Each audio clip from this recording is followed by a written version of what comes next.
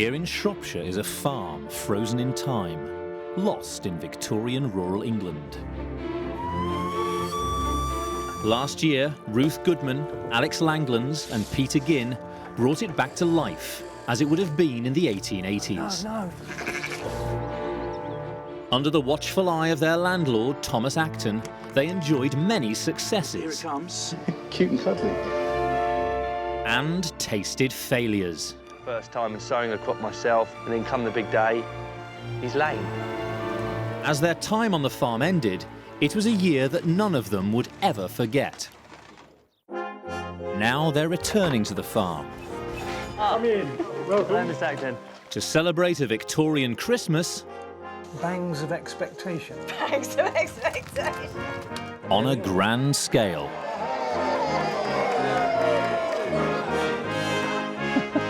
They'll learn new skills Oh, good grief. and be tested to the limit as they return once more to life on the Victorian farm. Don't spoil it. OK.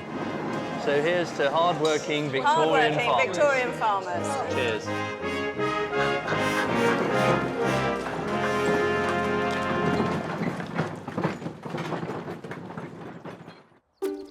Before the Christmas festivities begin, the team must get the farm ready for winter.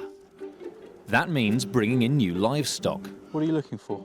Just to see if he's got his manly bits about him. Stockpiling food for themselves If you don't put your back into it, you really notice the difference. and the animals. I think we're going to get a really good crop off of this. But farmers are always at the mercy of the weather.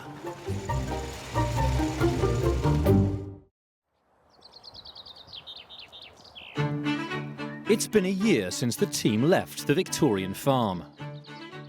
They have an appointment with the estate's owner, Mr. Acton, and his son Rupert is on his way to take them there. Rupert's picking us up, isn't he? I believe so. What time did he say? He said, I think it's 3 o'clock. Glad to be back. It's weird, isn't it? It is a bit strange. It is a bit strange coming back. We're looking forward to seeing Mr. Acton again, though. Yeah. Catching up with the affairs of the farm, see what's happened over the last year.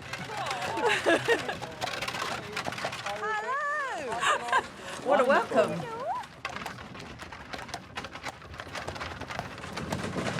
Has it been a busy year while we've been gone?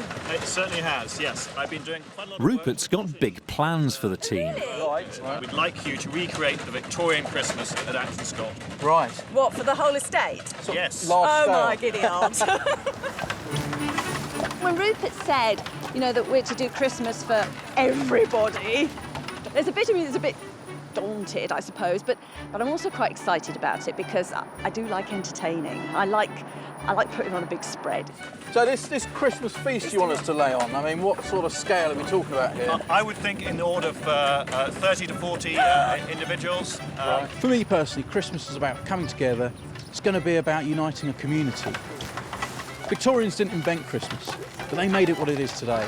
They brought us Christmas cards, paper decorations, crackers, and of course, Christmas trees. Sure, I see some amazing large-scale decorations in a book. As far as this Victorian Christmas is concerned, well, I remain to be convinced I'm a bit of a Scrooge. I really can't stand the sort of modern commercial Christmas, and in many ways I blame the Victorians for that. And there's the hall. Looking forward to seeing Mr. Acton. Welcome. Can I jump first? Oh, Mr. Acton. Very good to see you again. Yes. You well? Yes, thank you. Jolly good. Hello, Peter. Hello, Mr. Acton. Pleasure to see you again. Sorry. It's a good firm handshake. Well, it's certainly good to be back, Mr. Acton. Yes. Well, we're just coming to the busy time of year. I'm very glad to have you. Jolly good. You've got plenty of Christmas stuff to do. may be a few months away, but preparations must start well in advance. I'm sure you'll be more than capable of doing it. Have you had To a get through the winter, a Victorian farmer needed a good stock of hay to feed his animals. The survival of his farm depended on it. Well now, this is the first task. Right. This is a meadow which has grass and clover, and we want to have it made into hay for next winter's animals to live on. Right. So hay harvest is going to be our first big job. It is. Big job is the operative word Yes. there.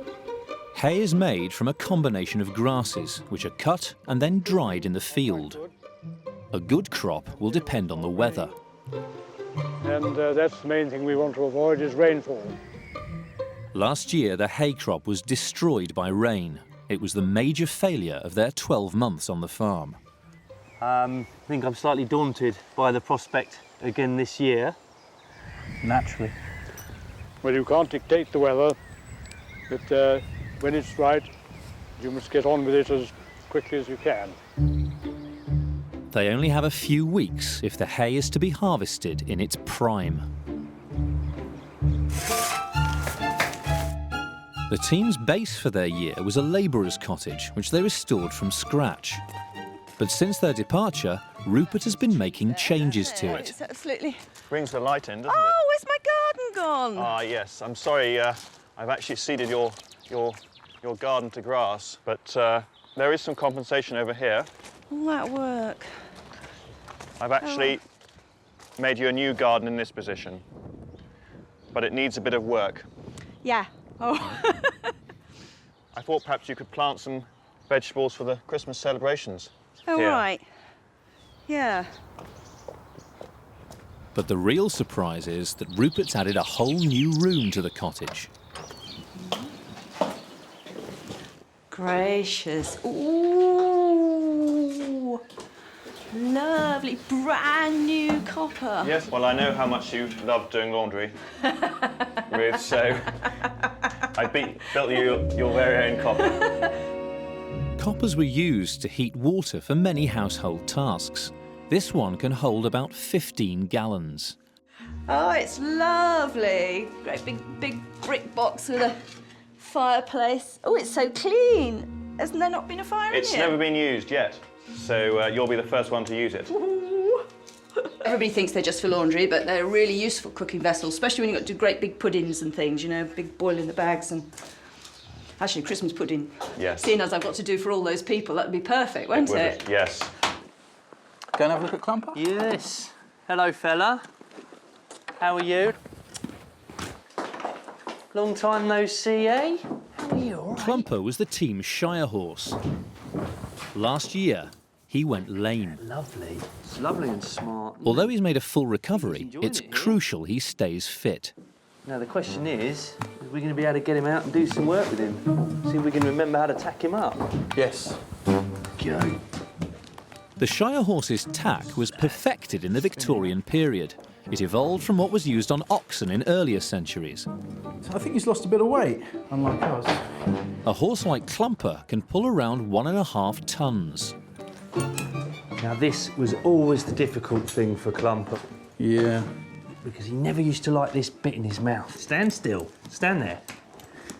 That's it. There we go. That's a tough one, isn't it? It's always a wrestle. I mean, the trick that myself and Alex were taught, put the thumbs right in the corner of the mouth, there are no teeth, and that makes them bite, move their teeth open. He was a powerful horse, even if he was a bit lame last year. It's good to be back, isn't it? Yeah. The boys want to see how well he's recovered by using him to pull a cart in their old farmyard. I can see a little pair of ears in the pigsty. Yeah. Well, it's good to see him being used, isn't it? And here's the Thomas Corbett tip cart. Are you all right are you all right with the first complicated manoeuvre of the afternoon, Peter? Back. Back.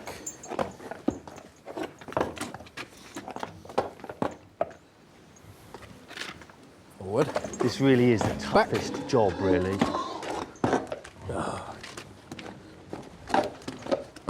Back, Clumper. Back. Good lad. Good lad. Good Back. lad. Whoa. Good boy. Oh. Steady, steady, steady. That's all right, steady. The tip cart's loaded with manure for use in the new vegetable garden. Steady. Good boy.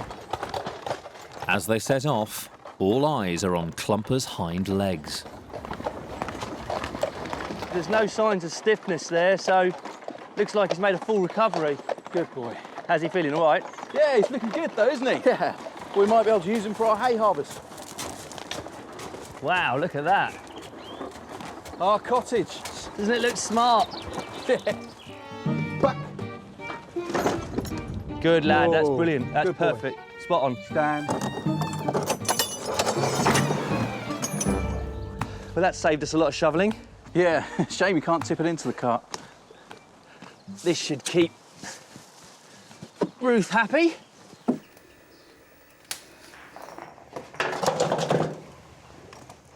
I thought the first thing I'd do with my lovely new copper is make some soap to do the cleaning. Making your own soap at home is something that people have been doing for generations. And there are, in the Victorian period, still any number of soap recipes in ordinary household manuals. All soap, wherever you buy it from or wherever you make it, is just a fat and an alkali mixed together, in essence. The alkali releases the acids in fat, reacts with them and forms soap. It could be any sort of fat. So I'm just using some rather old beef fat that I managed to catch off the butchers. So I'm starting off by popping it in the copper and letting it all boil down into a liquid, basically. That's going to take quite a while. The alkali Ruth's using is caustic soda. So I'm going to add my caustic soda into the water. You have to be really careful when you do this because an exothermic reaction will occur, which means it'll sort of boil all by itself, chemically. It's great. Something quite violent is beginning to happen in there. Oh, gosh, it is.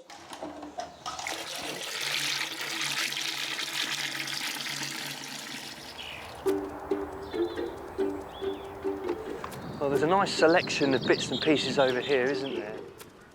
Now they've seen Clumper in action, the boys must inspect the haymaking equipment. Going like this. Yeah, good for rowing up. They've dug out their trusty farming Bible, Henry Stevens' Book of the Farm, for advice on what to use. Throughout the 19th century, thousands of workers flocked from the countryside to the cities. Better get in there quick, it's Bamford. As part of this upheaval, much farm work became mechanised. Now this one here in the Book of the Farm, and this kicks it up, yeah, tedding of hay. Alex and Peter will be relying on this labour-saving machinery. And there's one piece of kit they'll need more than any other. 2-horse mower. This is the daddy, though. This is the thing that is really going to save us some labour, isn't it? What, the Bamford hay loader? What a wonderful piece of kit. The hay loader scoops up the hay and lifts it onto a horse-drawn wagon, or dray. Traditionally, you have a whole army of villagers pitching the hay up onto the dray with pitchforks. But in the late 19th century, you've got a shortage of labour. So these kind of devices really are a bit of a godsend. Right, so we get this out, shall we? Yes, let's give it a try. Should we go together? Yep. OK, I'm clear at the moment. Just let me... Right, stop.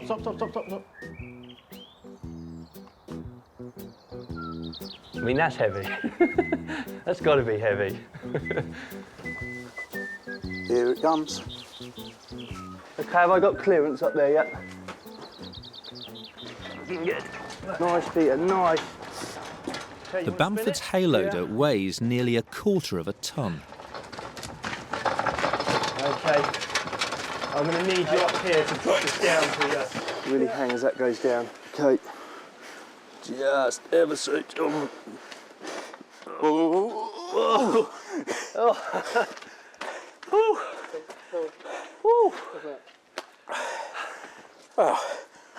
Welcome back to the Victorian farm. It smells soapy. Certainly no longer smells of fat. I'm just going to pop a little handful of common salt in. Don't need a lot. Get a good stir. Oh, yes, look, something's happening immediately. There it is. There's a solid forming. That solid is soap. This is my hard soap, quite caustic and tough, so it's good for doing really filthy, dirty jobs where you need something super powerful. This is going to be super hard soap. I can tell by the very white graininess as I push it into the mould. It'll set rock solid. The soap takes around 4 hours to set.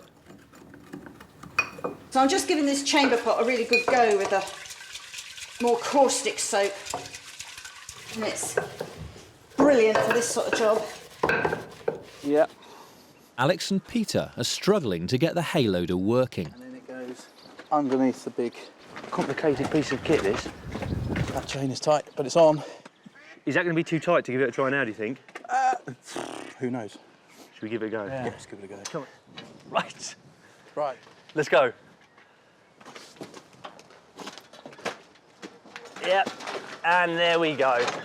I could probably... Excellent. So we're the dray. This is attached to the dray, being pulled by the horse. The dray is the cart that we're loading the hay onto. Yeah. And this machine's driving these spikes, which will be lifting the hay up this elevator, tipping it right to the top. Whoa! Over the top. Onto the dray. Onto the dray. And hopefully, that's going to save us an inordinate amount of work in the field. It's ready to go. Right, do you want to put this back in then, and I'll go and check the other bits of kit?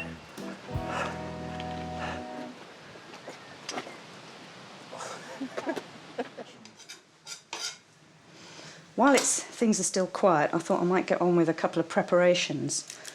I'm going to get started on the mincemeat for Christmas. It's one of those things that the further in advance you make it, the better it tastes. Ruth is using a recipe from the 1850s containing lemons, apples, raisins, currants and candied peel. If you go back to the medieval periods and you look for mince or shred pies, you'll find that they're mostly meat. And then they're just sweetened and flavoured with a little bit of raisin and a little bit of spice, which were fearfully expensive ingredients at the time. And of course, over time, as these expensive imported ingredients begin to drop in price, people put more and more in. And gradually the meat content goes down and the sweet content starts to rise. And in the 19th century, for many people, that meat element just falls away completely. The only thing, however, that sort of harks back and tells you where it came from is the suet. And modern mincemeat does mostly still contain suet. And suet, of course, is fat from a cow. In particular, this is a piece of what sometimes gets called a codli, which means the fat which hangs near a cow's cods. Cods is an old word for genitalia.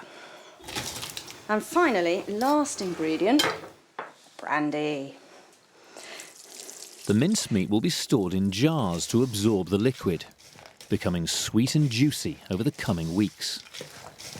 It should be really delicious and make the most wonderful mince pies for Christmas. A week into their return, it's time for a catch-up. You look like a man who needs a top up there, Peter. Thank you very much. Go on then, get that down your neck. So what state is all the hay in? It doesn't look too bad. The grass is coming through, and give it a couple of weeks, it'll, I'm sure, be ready to cut. But it's largely going to be a case of keeping the eye on the weather. Yes. What a familiar story. Every time we talk about making hay, there's some sort of dark cloud comes over, as if to say, don't even try it. Yes. So, Ruth, what do you think of the cottage, then? It's so posh, isn't it, in comparison to what it was when we were here last. It's good to be back. It's good to see you again. Cheers. Cheers. Much. Good old Acton cider. You can feel it going down.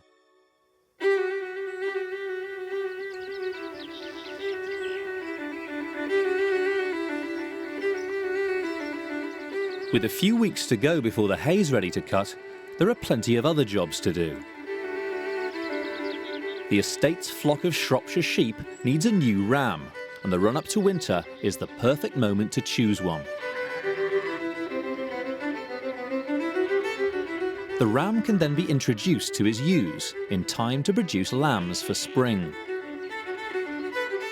Where better to find a top-class animal than at the Royal Agricultural Society of England's annual show? The show was started by the Victorians in 1839. Today it's held at Stoneleigh Park in Warwickshire. Dr. John Wilson is the Society's librarian. As you know on the farm yourself, the whole thing about the society and about the shows was this achievement of excellence. The finest livestock, but also the best type of farming. It was very competitive. It was a great distinction to have a prize, not only to the owner of an estate or the owner of a farm, but for the stockmen, the workers and so on. Don't forget, Britain at that time was the stock farm of the world. The Victorians were masters of animal breeding, and their skills were among the most celebrated and highly prized in agriculture. Selecting the right ram could determine the quality of a farmer's flock and his profits for years. Peter's called in an old friend, Richard Spencer, to help. Richard has 5 decades' experience of sheep farming. I've been tasked to come purchase a ram for our flock. So I've called on you for a bit of advice, if I may. Responsibility big. Big, yes. OK, well, you've come to the right place. There are quite a few different breeds here, and you've got some really good examples of the different breeds. And when we've had a look, you can make your own decision, then we'll take it from there. OK, fantastic. You make the decision, you're spending the money. Richard's lined up 4 Victorian breeds for Peter to choose from. We've got 2 Hampshires, 2 Shropshires, 2 Wensleydales and 2 Oxfords. The Oxfords are the first in line. So what exactly am I feeling for here? Well, what do you want in these sheep for? You want these sheep for the meat. You put your hand there, the jiggered. That's your Sunday roast. New potatoes, garden peas. Imagine carving a slice of meat off that. Oh, couldn't wish for better. Mint sauce, beautiful. These are totally different. These are a long wool breed. These are Wensleydales. These will milk their socks off. With more milk, do you get a better quality of lamb? You may well get a faster growing lamb because he's them on the Shropshires. Yes. That'll be the Shropshires will provide the base, and these just put a little bit something different in there. Would you be looking for anything on the face of the sheep? Well, if ever you're looking to buy a ram, you want something that's masculine. You don't want a ram with a weak, little, pathetic, effeminate face. That's right in the right place, but a ram, it's not. A ram has got to be macho, in control, ready to go, to take on the flock of ewes. And you want a ram with an aggressive face. All these rams have got it. Next, they move on to the Shropshires, the only breed of ram Peter has any experience with. What's a ram there for? Well, it's there to progress my flock. Exactly, to breed. What does he breed with? His wedding tackle. Of course. And there must be 2 of them underneath, hanging level. Beautiful. I mean, you've got to make this decision. I don't envy you. So basically, I've got to picture the offspring from this and absolutely. my flock. Was a very, very difficult choice to make. That is what breeding is all about. Back at the farm, with the hayfield growing fast, Alex is busy preparing for the harvest. Hello, Ian. He's come to see Acton Scott's resident woodworker, Ian Wall. Ian, we've got a hay harvest imminent, and one of the tools we're in desperate need of is a hay rake. Apparently, you're the man to show me how to make one. I can do that. The hay rake is an essential tool for gathering the crop in the field.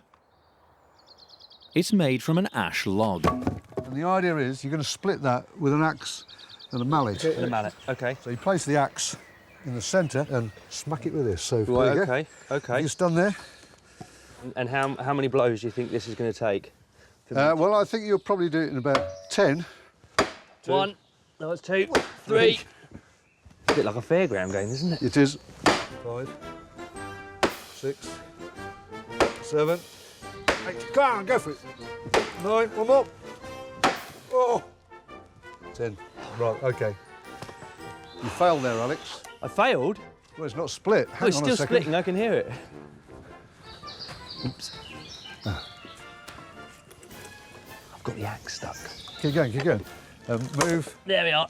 I'll hold the axe. I hate to see that blunted on your leg. Get in there, look. There we are. You're now looking at something that no one in the world has seen before. What? It's the inside of this tree. Right. Fantastic. And this is the original sapling that was growing. The very heartwood. Right. The wood is shaved into a rectangular shape in order to make the head of the rake.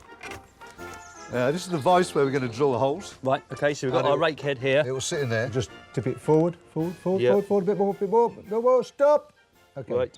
So the trick is here, keeping them all on a good alignment, because you don't want your rake ending up buck-toothed. And out of that... Next come the teeth. We're going to knock this bit of wood onto this metal bar, which is hollow. Yeah. And as we knock it, it'll come through and out the other side. OK, so there you go. Your first tine. Right, OK. Woodworkers like Ian were common in much of the Victorian countryside. But despite being highly skilled, they were called bodgers, and the work they did was known as bodging. Ian has a theory about this. A bodger, he worked with green wood. He would make the legs and the spindles for chairs. And because it was green, they then needed to dry out. And one theory is, when you made the holes in the seat, round hole, you go to put the leg in, and the leg had dried out, and as it dries, it shrinks, and it doesn't quite fit. So you could say that was a bodge job, but it wasn't the bodger's fault, it's Mother Nature's fault. That's it. Finally, the teeth have to be banged into the rake head. That's it, you're through. Here we go. The moment of truth awaits. OK, so here we are. Look down the line. Ooh. What do you think? I can see one out of them here. Well, one or two are drunk. No, that's not as bad as I thought, actually. Could be better. Well, that's smashing, Ian, that really is. That's a work of art, a finished product. Well, you should be proud of that. Right, Pete, you've seen them, you've looked at them, you've looked at all the attributes. It's now up to you to make the decision. Go for it. It's a tough decision. It's a very tough decision. I am quite drawn to the first Oxford we looked at, purely because of the shape of the rump. I can understand that. However, I think Mr. Acton did say it can be any ram as long as it's a Shropshire. As long as it's a Shropshire? Yeah, right, I think he wants to keep the breed pure. OK, so you now got to go for one of two. This one is slightly broader in the back, I'd say. Yeah, I wouldn't disagree. Probably for that reason I'd be inclined to go for this one.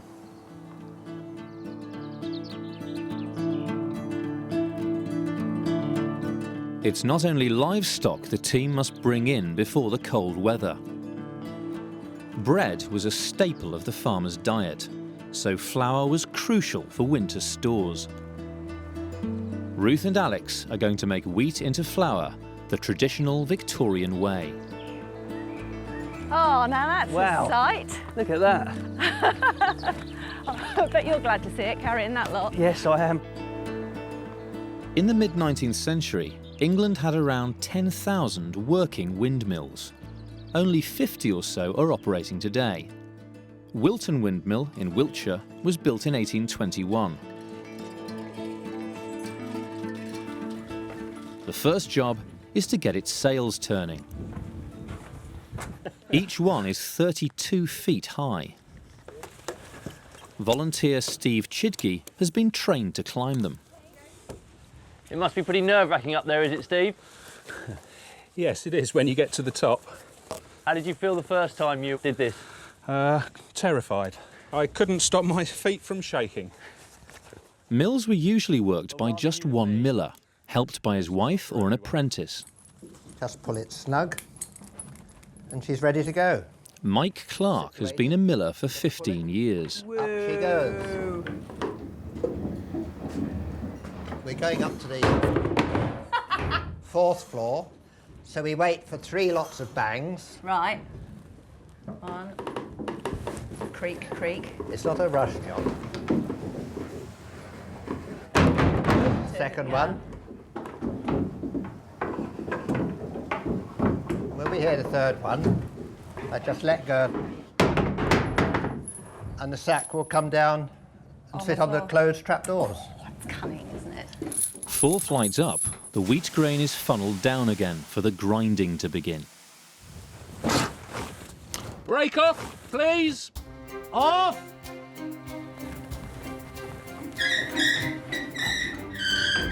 So that was...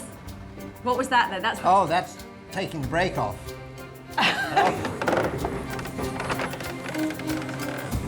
Excellent. Do we go inside now? I would think so, yeah. We can start the milling. Come on, Rammy. The new Shropshire ram has arrived on the farm. What do you think of Acton Scott, then? We've got the fields down here. This is the hall. It's going to be your new home. I know. Don't let me down. Hi, Merle, how are you? Hi, Peter. I've got a ram here. I open the gate. Merle Wilson is in charge of the home farm's livestock. It's up to her to decide whether Peter's made the right choice. What are you looking for? Just to see if he's got his manly bits about him. Oh, fair enough. 'Cause it's no good having a ram that can't do the job. True. But this one's got both of them, so that's fine. I'm just going to look at his mouth to see that he's got his teeth. We're just looking to see that they lie nicely against the top gum there. Gum. Sheep only have front teeth in the bottom of their mouths. This may make it easier for them to grab the grass with their tongues. All species of ruminant, including cattle, antelope and giraffe, lack these top front teeth. Yeah, it's these two big teeth here. Yeah, never look a gift horse in the mouth, but if you're paying through the nose for your sheep, I know. definitely check its teeth. That's right. Well, what do you think of him anyway? He's quiet, that's very important, because some rams can be very nasty. Mr. Acton will be very pleased. Well, Go it's on, all Mammy. yours. Tuppy. Good boy.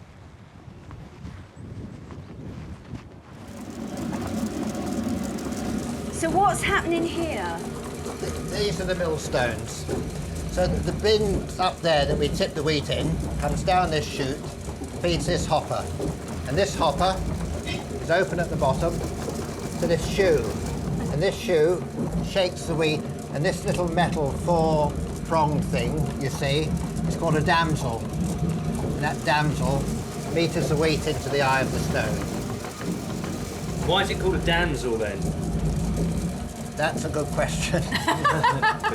It's because it chatters away all day. Chatters away all day, like a damsel. But we're not allowed to say that. Well, you're not allowed to say that. Each of the millstones weighs 3/4 of a ton. They can move at 120 revs a minute, 2 turns a second. But it's all dependent on the strength of the wind. Look how quickly that's dropped away again. That little gust of wind and just straight back down. We might grind to a halt. Right. So that's the origin of the expression. That is so when indeed. something grinds to a halt, it's simply because there's not enough wind and everything's stopped. That's right. So can we go and see where the flour comes out? Next floor down. Well, it seems like it's totally ground to a halt now, doesn't it? I'm afraid it has. Such a funny day. Let's have a look at this flour then. Let's feel a bit. In product. What do you think, Ruth? We've got a quite coarse grind, haven't we? Right. Can you alter the size of the grind so you get finer or Oh, coarser? indeed. Our grindstones are just up here. Right. And this screw here controls the gap between the stones. Right. When she's turning, you catch what's coming down the spout, put it between your finger and thumb, and by rule of thumb... Rule of thumb, right. If it's a little coarse, you just a twitch on this makes all the difference. It's a really sort of organic thing, this, isn't it? You know, everything by touch and by smell and by feel. It's all the senses used to run the mill.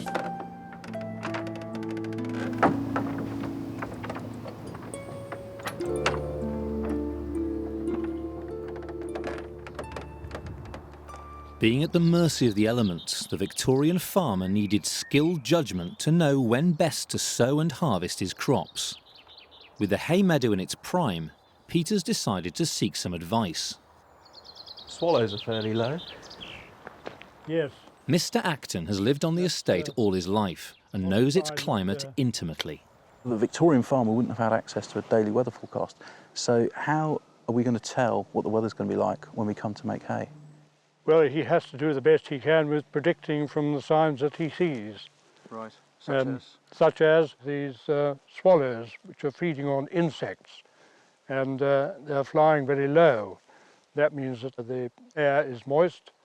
Right. If it was drier, the insects would go up, and so would the swallows.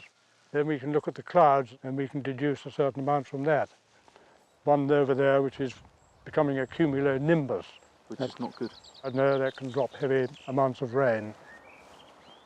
For over 50 years, the Acton family has kept a record of rainfall on the estate. It's a crucial tool for the farmer to work out how much moisture has fallen on his crop. Now, yesterday there was quite a storm, so we decided how much it was in terms of inches by putting it into that measuring glass. And we read it, 0.29. Now, an inch of rain is 100 tonnes to every acre. So working down from that, how would you calculate it? Around about the 25 tonnes per acre mark. Yes. If it's 0.29 inches. That's a lot of rain. Yes, you don't want that falling on your hay if you can possibly avoid it.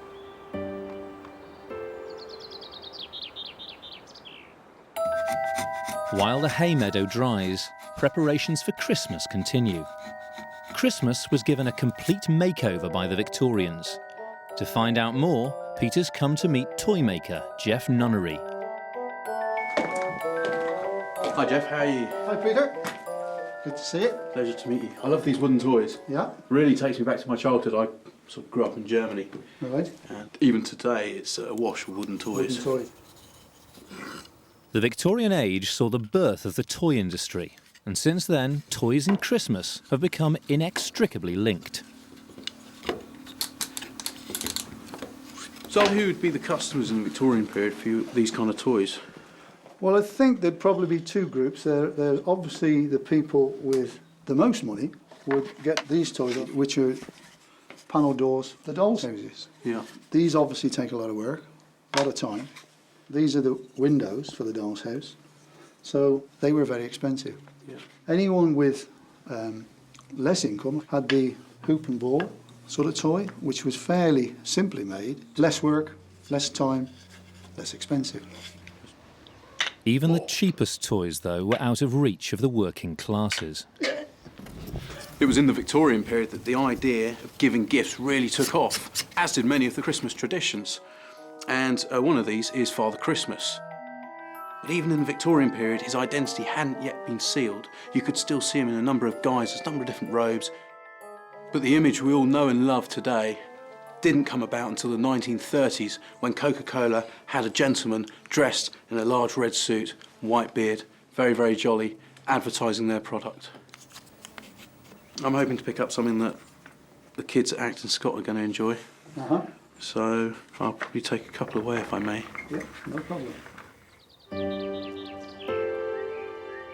For the Victorian farmer, work didn't stop for Christmas. And it was crucial to have a good store of animal feed for the winter. They weren't back. The weather's set fair for the next few days, so it's time to make hay while the sun shines.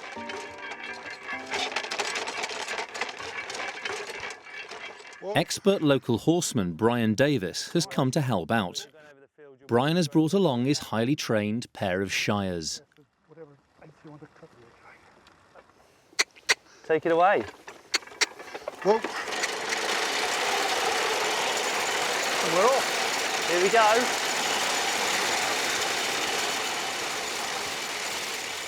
The boys' job is to gather the cut grass into rows. This is perfect. This is good. It's actually quite thick. I think we're going to get a really good crop off of this. And you won't believe it, but the sun's come out as well.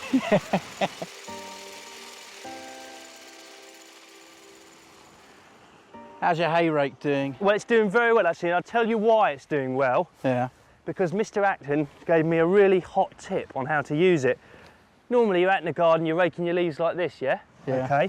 But that's bad for the tines. You'll snap the tines. Right. You're supposed to use it like this. Okay? I'm really getting under it. Just pulling it up and out. Yeah, very nice. Getting it. Thank you, Peter. Less chit-chat, more work.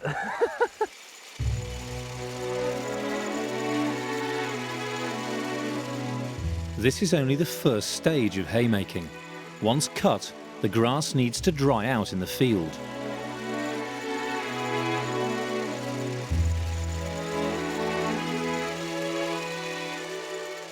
But as the day goes on, the colour of the sky doesn't bode well.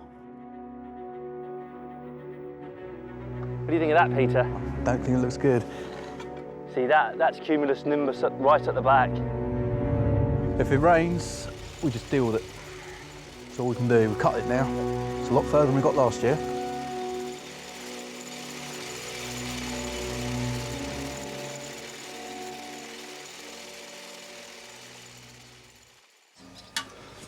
It's heavy. Oh, I know. In the dairy, Ruth and her daughter Eve are preparing for the hay harvest celebrations. We're making butter. So first of all, the cream goes in.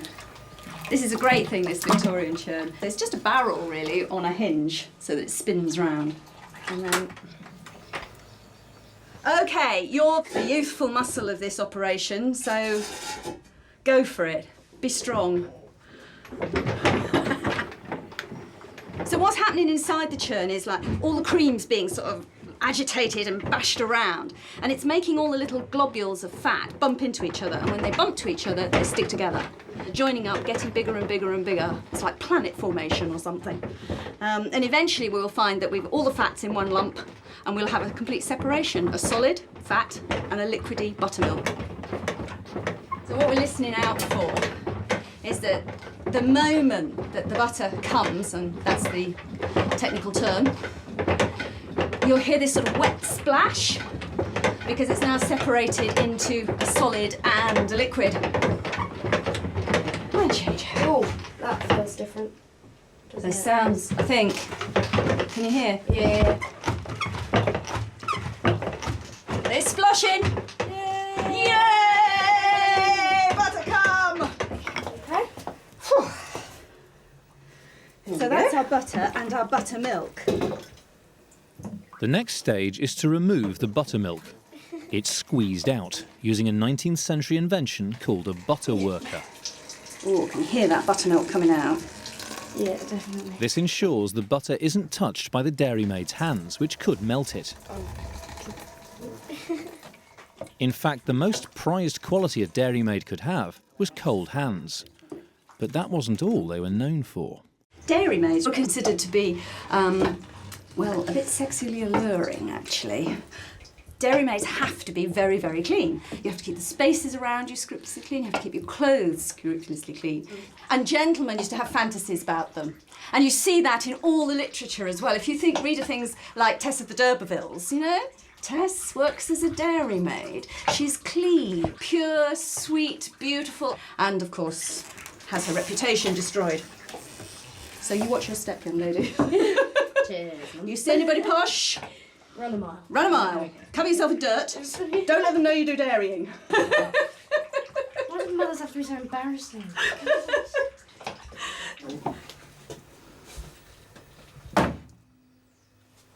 That'd be great for the hay harvest. I hope the boys like them. Steady does it. Steady. The rain is holding off, so Alex and Peter are getting on with the next stage of haymaking, drying the cut grass to turn it into hay. This process is called tedding. The boys are keen to try it because it's featured in Henry Stevens' Book of the Farm. Good boy. Looking good, isn't it? Let's see what this beauty can do. Yeah. Now the thing is it's quite controversial, this, because a lot of the people around here have said the old way of making hay is to simply cut the grass and let the sun do the work for the first 2 or 3 days. So it dries the top of the grass and it makes it that much lighter to work with. But of course, Stevens here is recommending a new and innovative way of making hay. And the idea is that with its spikes there, its tines, it goes round the field, just picking the freshly mown grass up into the air and starts drying it out. We just need to set these spikes so they're going to touch the ground. There we go, that's now pretty dangerous. You excited? I'm slightly nervous, to be honest, but... Well, this is it, Alex, we're making hay. Let's make hay. Like Alex and Peter, Clumper's never used this equipment before. Oh, steady, Clumper. Steady, boy. Steady. Good lad. Steady, steady, steady. Steady. Whoa, whoa, whoa, whoa, whoa, whoa, whoa, whoa, whoa, whoa, whoa. Whoa, just stand there. Something is clearly bothering him. Is that particularly It's coming over the top and hitting him. Yes, it's coming over the top and hitting on his backside. Yeah. That might be the problem. It might very well be the problem. Shall I change the gears round? Yeah. Right, that's now going to kick it over the top. Ah, that's more like it. With the grass no longer falling on him, Clumper's much happier.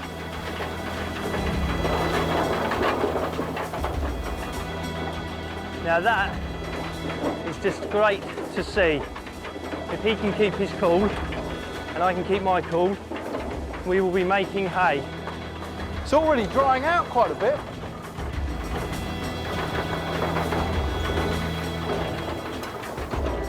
I mean, there's still a hell of a lot to do, but you know, we really are getting there. Steady, boys, that's it.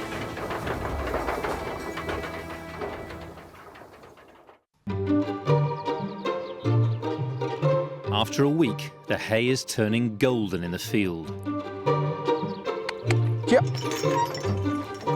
Now it needs raking, so that it can be lifted easily onto the wagon. This is a side delivery rake, which effectively combs all the hay into long rows. It's a fantastic piece of kit. So dare I say, it seems as if we have a hay crop. Success at last, within our grasp.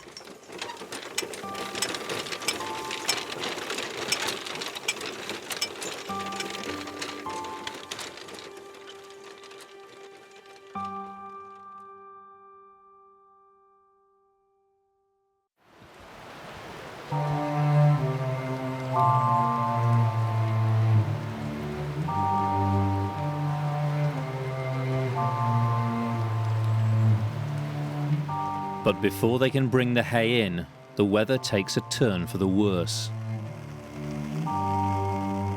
For several days, the crop is battered by rain. Once you've cut the hay, you're committed to making hay. And you can control pretty much every single element about it, except for the weather, and it's raining. It's raining hard. And if this keeps up, I mean, it will be a failure. And it'll be deja vu, basically. We've come this far, but with this rain, it can now just all be lost at the last minute. It'll just rot in the field.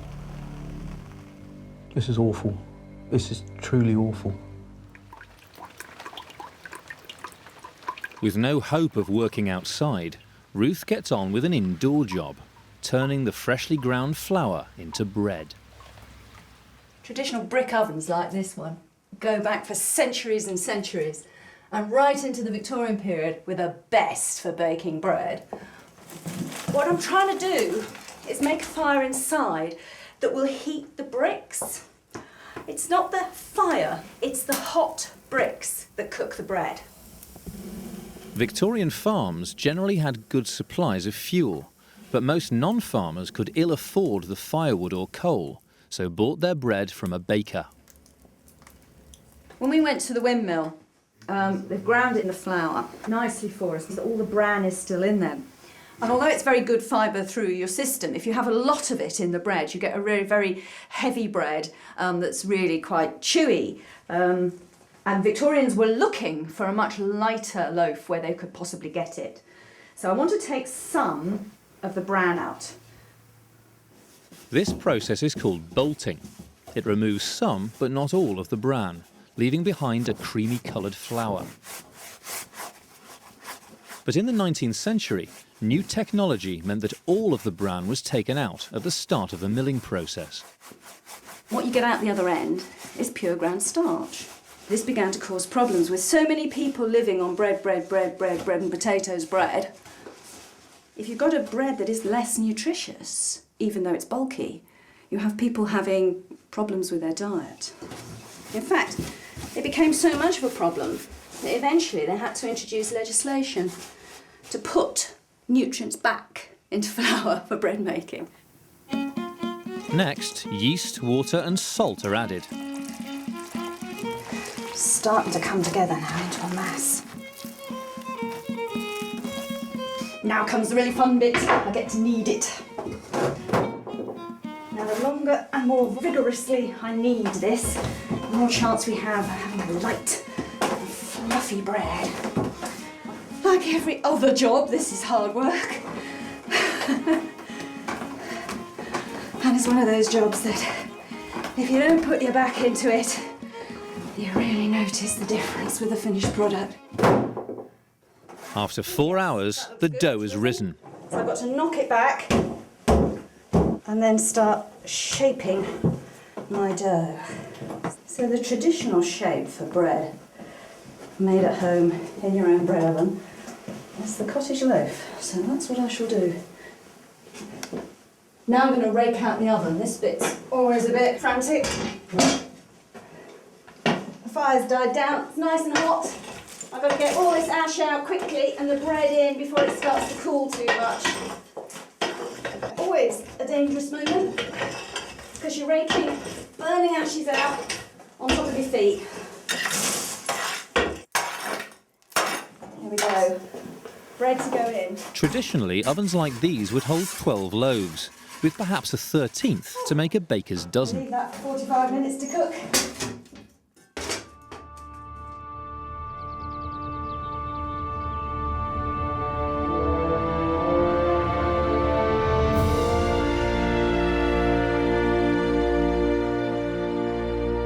At last, the sun is out. The hay has survived the downpours. Alex has lent Ruth his handmade rake, and it's time to bring out the loader. It looks good. Yep, come on. Oh.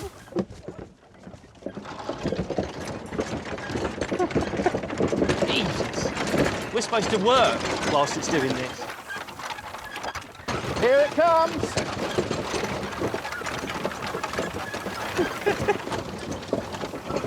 Okay.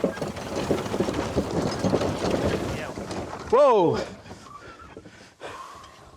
Ah, it's... This is going to be extremely hard work. Coming through my legs there. Oh. That's novel. Hey! Oh. Oh. Hey! Full! We're trying to build like it's almost like a wall of hay along one side and a wall along the other. And all the time just trampling it down and packing it down so we can get as much on here as possible. Spinning bits for me to rake up. Yeah, that's the idea, Ruth. Well, you've got to have a job, Ruth, otherwise you'd be in the workhouse, wouldn't you? Is that your leg? Very, very close.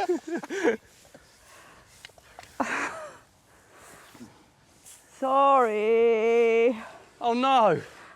Who had money on the hay rake breaking? Not me.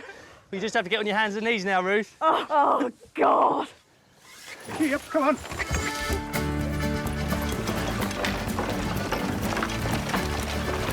It's like canoeing. Good going, Peter. Whoa! This machine is brilliant! Absolutely brilliant! And I've only stabbed Alex once with a pitchfork.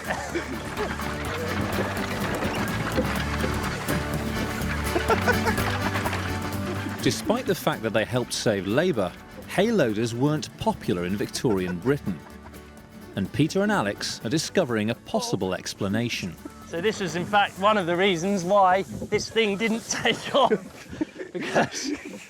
because you can't do this whilst you're standing, whilst it's moving. Is that the dray there? Yeah. Okay. It's all right, I'm good, I'm good. Oh, Peter! Oh. That is haymaking done. The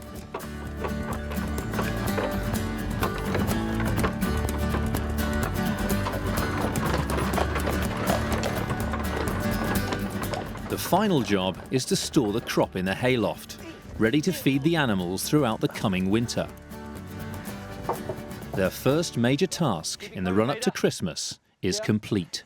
It's an absolute joy to find myself almost immersed in hay, because I really didn't think I'd see the day. Tell you what, Alex. Yeah? I need a beer. After all the work and worry, a triumphant hay harvest calls for a party. Now 'twas as the sun was shining bright in the high days of the year. 'Twas down in yonder... Folk musician John Kirkpatrick has come to celebrate with the team. See how the little fishes, how they do sport and play, causing many a lad and many a lass together a-making hay, causing many a lad and many a... He's chosen one of the few haymaking songs with a wholesome theme. Most are much racier in tone. Corn harvest and hay harvest were the biggest times of the year where everyone would muck together, and so you'd spend all day with people of the opposite sex, and so a lot of these songs deal with sort of running off around the back of the haycocks and having a bit of a frolic in the hay, and, you know, guaranteed a different harvest of a different kind in a few months. Maybe this is why they're introducing machines to get rid Yes. of the labour force. That's why they had to invent machinery. Here we go. It's time for the homemade bread and butter. Oh, you've got some there. Okay. Right, butter's nice. Bread. No, it's got something to it. It's absolutely delicious, isn't it? But does the hay meet Mr. Acton's exacting standards? Hello, Mr. Acton. Hello, Mr. Acton. Well, Alex, well, Peter, is this a sample? This is a sample, yes, for your inspection. Yes, not bad at all. Can you tell a lot from the smell of the hay then? Oh, yes, you can, yes. Yes, it needs to smell sweet. If it smells musty, that means spores of mould, and that's not good for the animals. Right. Yes, each time I smell it, it smells better. Well, that's a good sign. I think the animals will relish it during the winter. OK, folks, we're going to do Sir Roger de Coverley, a lovely old English country dance. It's been done for hundreds of years. And fascinatingly, in Scotland, this dance is called the Haymaker's Jig, so it's very appropriate. And it's mentioned in A Christmas Carol as well as one of the classic country dances for Christmas time, so it'll get you in the mood for Christmas. And right hand turn. And the other. Left. Keep swinging, keep swinging. Both hands.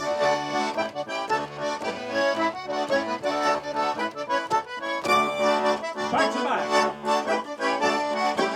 We now have a hayloft brimming with freshly mown hay, so... All done and dusted. let's One hope- weight off our minds. Two hands. Yeah, well, that hay's going to last the cattle over winter. Yep. Yeah, Congratulations. Congratulations. Back to back. Roll on Christmas, eh? Yeah, cheers. Bar humbug. Down the middle. Go to bbc.co.uk/Victorian Christmas. Here in Shropshire is a farm frozen in time, lost in Victorian rural England. Ruth Goodman, Alex Langlands and Peter Ginn have returned to the Acton Scott estate to celebrate a Victorian Christmas on a grand scale. Here we go. And we'd like you to recreate the Victorian Christmas at Acton Scott. Right. What, for the whole estate? Yes. Oh my giddy aunt. So far, they've brought in the hay crop to feed the livestock through the winter and begun the festive preparations. It should make wonderful mince pies for Christmas. Now, as Christmas approaches, thoughts turn to presents, treats, and staving off the cold. But work on the farm never stops. They need to make 10,000 bricks by hand. And it's tough. It is so tough. And the blacksmith's forge must be restored and ready for business in time for Christmas. So here's to hard-working Victorian farmers. Victorian farmers. Cheers.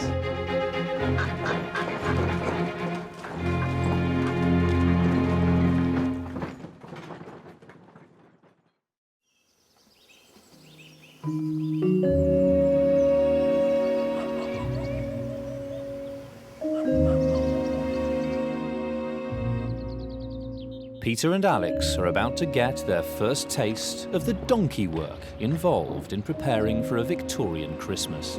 Now, we use the Shire horses for most of the big jobs on the farm, and they really are the sort of equivalent, if you like, of a modern-day tractor. When you've got two of them and you're out in the fields ploughing, that's your tractor. Just one on its own. It's more like a sort of four-wheel drive, a Land Rover type thing, OK? But every farmer needs a nice little runaround on the farm, a kind of quad bike. And what we have is Dusty the donkey. No Victorian farm would be without its donkey. The thing we've got to get to grips with is just how to tack him up. Right, OK. Just like a normal horse? Just ever so small. Everything's in miniature. You know, I've never seen an animal that looks quite so miserable all of the time. Dusty. It's the saddle. Here's the cart saddle. There we are, it's on there. Yeah. That's tight enough. So, we've got everything we need. Let's go then. Go and get him in the cart and see how he fares. The boys are in search of the centrepiece for their Victorian Christmas celebration. The Yule log. I think it's over just past that oak. Lovely big oak tree though, isn't it, that? Well, there's something over there that's fallen down, windfall. What about that beauty over there? Look at that. I know, that looks nice, doesn't it? That is a tasty bit of wood. Traditionally, the Yule log would have been large enough to burn for several days throughout Christmas. You won't be able to get up and put some more logs on the fire? No. Hopefully I'll be drinking all 12 days of Christmas. But we need a bit of wood that's going to burn in the hearth. Okay, I'm pulling. I'm pulling. To cut the log, they're using a genuine Victorian crosscut saw, borrowed from Mr. Acton. This will be burning for 12 years, let alone 12 days. You're a man that hates Christmas. Yeah. I'm hating it even more, Peter. Oh!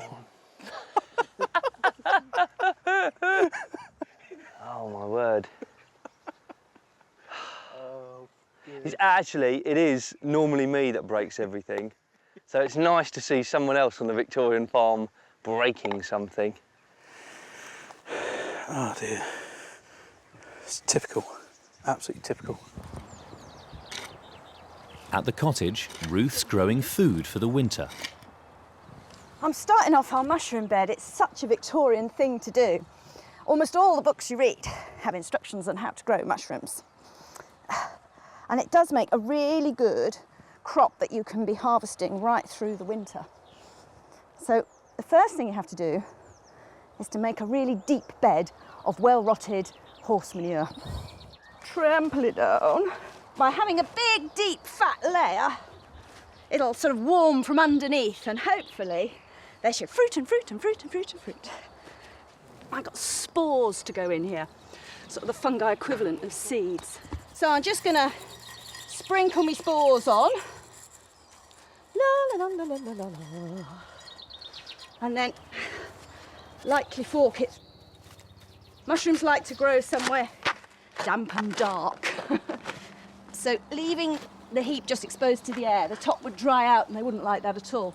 So this is to keep the damp in and to keep the worst of the sunlight off it. It'd be rather nice at Christmas dinner to be able to offer mushrooms homegrown alongside everything else. The saw breaking turns out to be a blessing in disguise. You bungled, didn't you? Well, no, actually, you did us the good favour of breaking the saw just before we cut through this log here, which in fact has a conservation order on it. And it would have meant that this Yule log would have cost us an absolute fortune. Thousands of pounds. Now, the reason these things have conservation orders on them is because they're left here to rot in the field, and all of the insects that then take to the tree, and you can see all the little wormholes here, then encourage all sorts of different wildlife.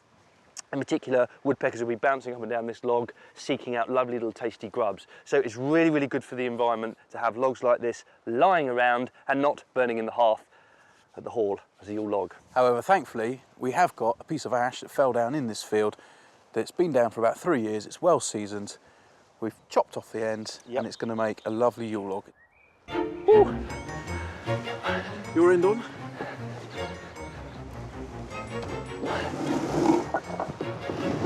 Oh, perfect fit.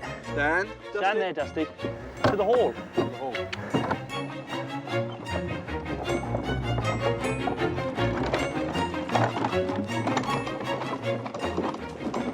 Good lad.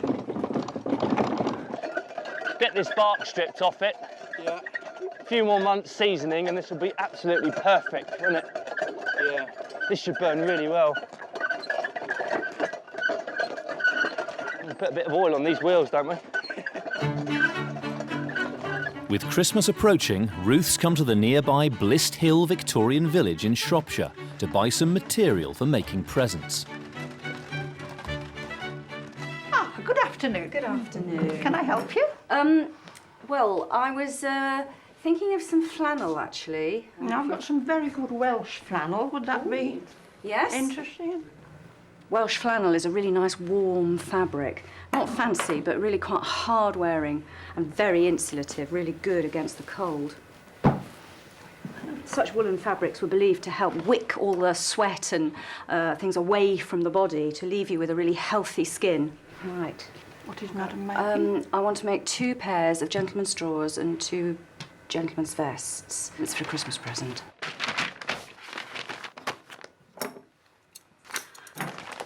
There we are, Madam. Thank you very much. Thank you.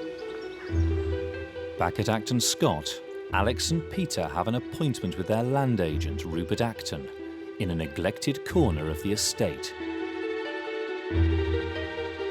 This is a project which I'd like you to both come have a look at. Right. To see if you can perhaps get it working again. Well, let's give it our best shot. It's all a bit overgrown here, isn't it? It certainly is. This tumble-down cottage was once a blacksmith's forge, the industrial heart of Acton Scott. How long has it been derelict? This has been unused for about 40 years. It would have been in its heyday in the Victorian period then, yeah? That's right. It certainly would. I mean, this forge is actually geographically at the centre of the parish. Right. And it's equidistant for all the people within that parish. Very important. So it's dead centre in the village. And it would have been a hive of activity and a hive of gossip. Come along in then. The forge was especially important during winter. So this is the old forge. This was when maintenance jobs on the estate were done. Fantastic. Wow. All manner of ironwork was needed, as well as the more day-to-day tasks, like shoeing horses. What do you think? That's amazing. This is just... Are these... They're not horseshoes, are they? Well, they've been put up hot. They look like they have been put up there hot, don't they? You can see the scorch marks on the rafters. Yeah. And it looks like that the anvil has been placed here on this ring of stone. Round stone there. This is where the fire would have been in the hearth behind you. Right. What are you looking at up there then, Peter? Oh, I'm trying to find a chimney. I mean, Yes. seems to be a distinct lack of one. Yes, I'm afraid that the chimney's been blocked up, so that's going to be one of the many tasks. To help get the forge up and running before Christmas, the team have called in stonemason Paul Arrowsmith. Paul, on this, we'd be very grateful. Certainly. This is our forge. The first job is to assess the chimney.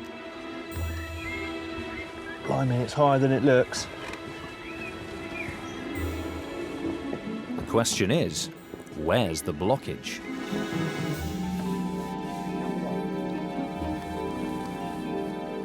That's down at the bottom of the blockage. OK, so you want to pull it up and measure it. 1, 2, 3, 4, 5 yards. 5 to the end of the stone. So 5 yards down is where exactly? 5 yards would be roughly the top of the lintel in the bedroom. Right. So we've got quite a lot of work on our hands here trying to unblock this.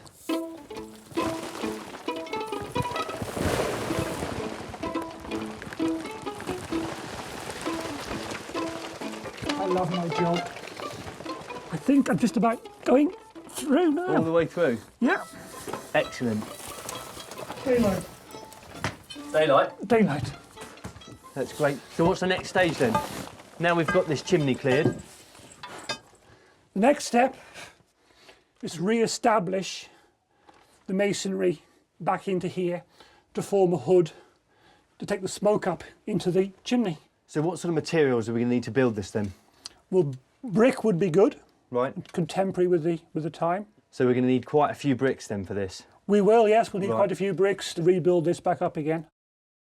OK, your favourite job, sewing. Oh, brilliant. I know you love it so much. So much fun. For the Victorian farmer, staving off the cold of winter was a major challenge. So Ruth and her daughter Eve are making useful Christmas presents for Alex and Peter. Warm underwear. They come in looking all sad and tired and cold. The ordinary working people were still making their own flannel underwear at home and really quite simple shapes. Everything I read said that in this Victorian period, men wore full-length drawers, right down to the ankle. So the best thing I thought was really what we want is a very simple trouser pattern, isn't it? Just straight. Rural poverty in the 19th century made sewing and mending an essential skill. Girls would start as young as 5 years old. It was one of the most important parts of any young woman's education, sewing. I mean, when compulsory education comes in, they're all taught at school. So that is his back waist, and then that's his front waist. See, that's only that much, halfway round, doubled. That's a waist that big. That's not particularly big, and then that's going to be pleated in slightly. Okay, now it looks like he's got a really small waist and a really big bum. I mean, I really like sort of rural clothing, ordinary people's clothing. If you go in most museums, what you see is the really posh stuff, isn't it? You see all the really beautiful, it's all beautifully displayed. You see the ball gowns and the, you know. What you don't see is the ordinary workaday stuff, because they trashed it. Okay, that's one pair of trousers.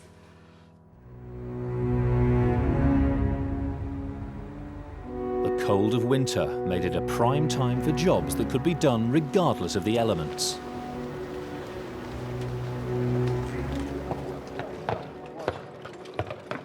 Tasked with restoring the forge before Christmas, Peter's come to the estate's brickmaker, Colin Richards. Compressed and the air go into it, so it'll take a few minutes to go through. The clay's been mined locally. It'll be processed using a pug mill, powered by the estate's shire horse, Clumper. Well, the pug mill's like a food mixer almost, to actually get air into the clay. It makes it into a material which is pliable. You can make the bricks more easy. Constant restoration work is needed on the 1,200-acre estate. So Colin's making 10,000 bricks, identical to those used to build the distinctive red brick Acton Scott Hall. Well, we've got to get Colin in, because I think it's getting a little bit too much for Clumper, and he's doing a sterling job there. Do you want some more water in there? Yeah, just a bit. It's getting a bit sticky.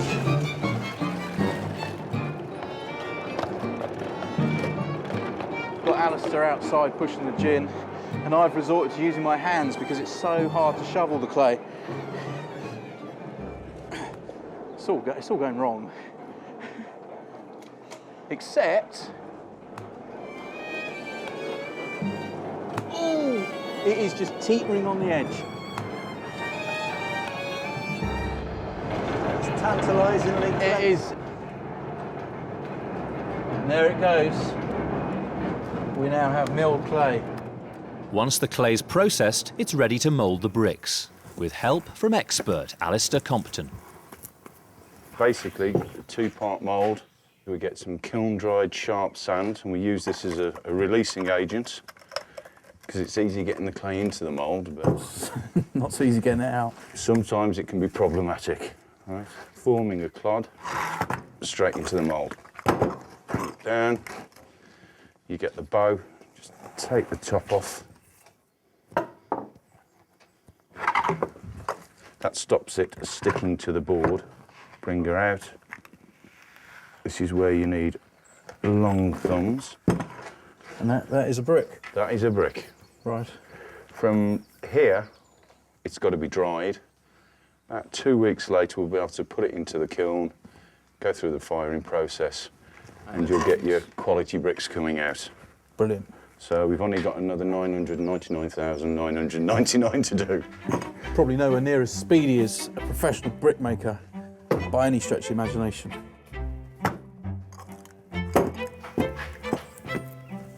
I missed again. In Victorian times, a group of 8 to 10 people could produce around about 10 to 12,000 a day. So basically, I mean, you've got enough bricks there for a large cottage. Yeah. But all I can tell you, it's hard work. Yeah, and I suppose quite monotonous as well, quite repetitive. Therapeutic to a degree. Well, that's what my psychiatrist keeps telling me.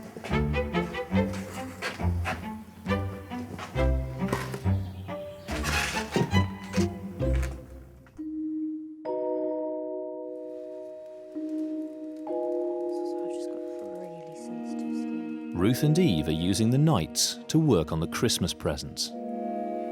Winter evenings are so long. What are you going to do? You can't be gardening or doing very much with the animals. You can't be doing very much outside at all once it's dark.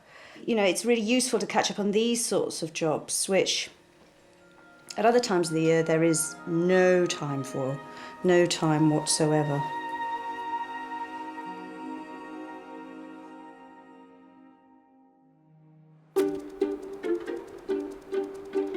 The onset of winter means shortening days and falling temperatures on the Victorian farm. Ruth's finishing off Peter and Alex's warm underwear. They come out quite nice. They certainly look warm.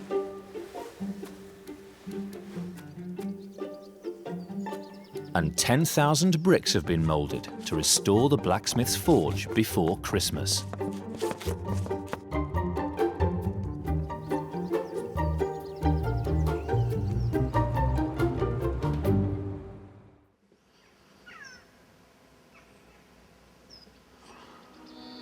Two weeks have passed, and the bricks have dried out.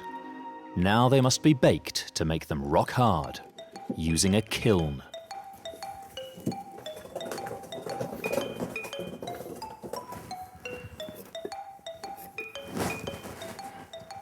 So how many bricks does this kiln hold? Well, about 7,000, depending on what size bricks we make. Crikey, that's a lot of bricks. Yeah, that's enough to make a small cottage. Right. So every time we fire it, you could effectively build a house. I've got some of the bricks that I've inscribed. Right. Done one for Alex. Right. Where do you want that one? Oh, probably at the bottom. Right. Near the fire where it's going to break. One for Ruth. Right. One for me. The kiln must be sealed, and Colin has a tried and tested method. Here's the clay. Right.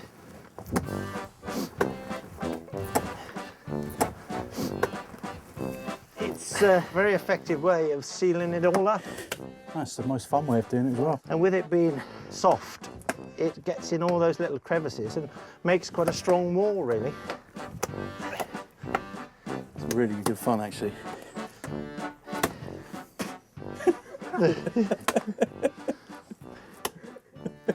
Thanks. So far, Colin has resisted the urge to throw the clay at me. It's only a matter of time.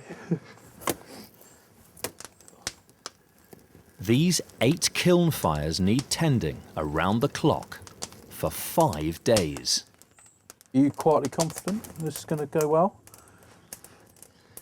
Well, whenever we light a kiln, it's an unknown quantity, really, and it is a bit nerve-wracking. You know, once you've started, that's it now. The kiln fires 7,000 bricks, but Colin needs 10,000. So he's also attempting a more primitive, old-fashioned method of firing bricks, using a clamp. Here, bricks are simply stacked on a slow-burning fire. Okay, right. They were used in cities, weren't they? That's right. This was a way of bringing the firing process right to the site where the houses were being built. Often you use the clay that was dug from the foundations and from the cellars to make the bricks to build the house. Stacks were so long that as the fire moved through the stack, they would actually be unloading at one end whilst the fire was moving through. So it was a continual process. And, you know, they were sometimes 40 feet high.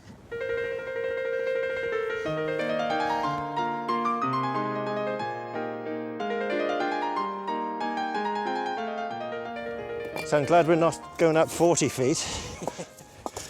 But It gives you an insight as to the amount of work involved in making a clamp. It's very labour intensive.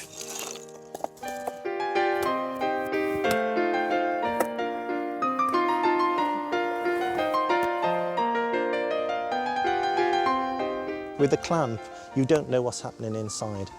It's very much when you open this, you know, there's an element of surprise. You hope it's going to work, but until you crack it open, you just don't know.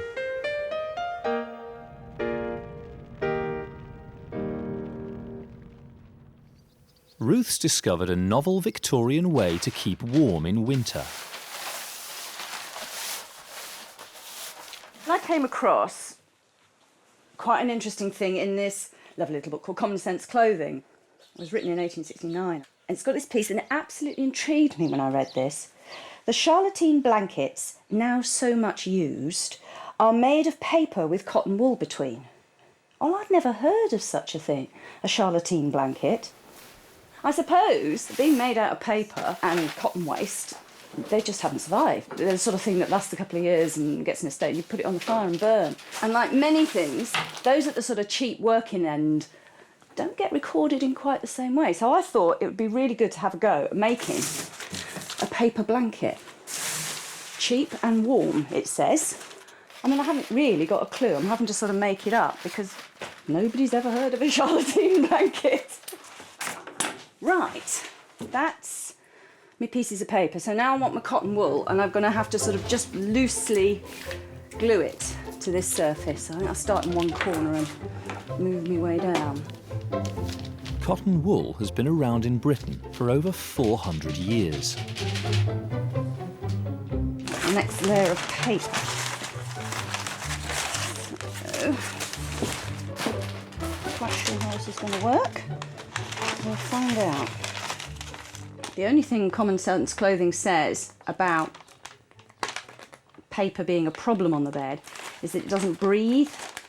And then the Victorians are very worried about not allowing the body to breathe. There'd been new work done on the pores of the skin, and they also worried about putting something on the bed that didn't breathe. And it is surprisingly hard to get the needle through.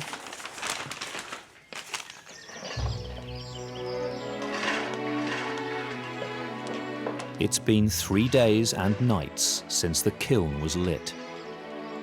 Peter and the brick team have been continually stoking the fires. Alex is joining them for the final night of the kiln vigil. OK, grubs up, guys. Hi, Alex. What do you mean, grubs up? They're raw potatoes. They are indeed, mate, but you're the one with the oven. Shall I take that cider? Yeah, take that cider. That's the most important thing. Right, so what's the idea with the potatoes, then? Slam it in. See, this is the sort of thing that over 150 years ago, Victorian brickmakers would have done. Oh, that's right, because this is a big oven, really. You've got the fire, you've got your shovels, and you've got all the embers. Yeah. So you use that to cook your meal. So that's your brick. Oh, I'm liking it. Just stick it in, and then just fold it over. Wow! It's like a potato brick pasty. Yeah. Yeah. Amazing. The thickness of a brick is just perfect. It leaves the skins intact and a lovely tasting potato. There we go. Stoking the fires day in, day out has raised the temperature of the kiln to around 1,000 degrees. It's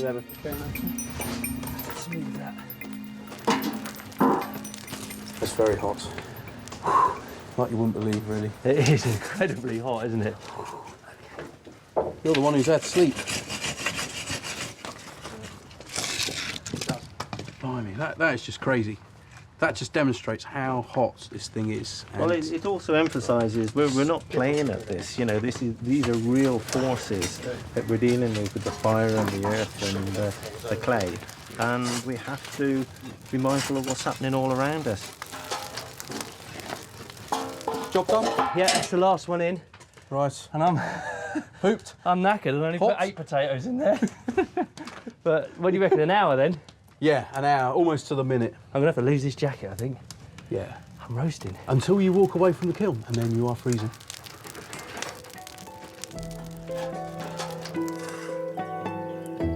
Having prepared for the cold of winter, Ruth turns her attention to the long, dark nights leading up to Christmas.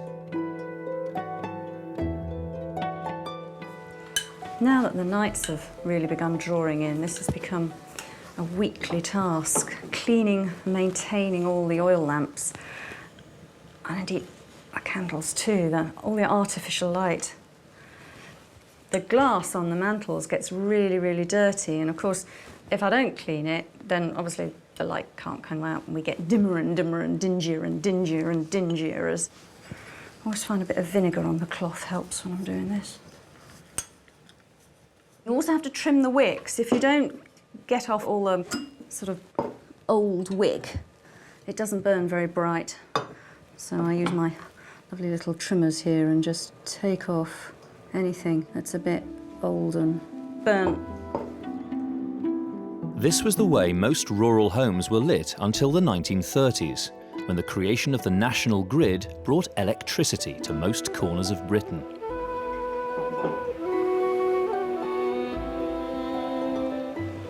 Managing of light, such a central thing.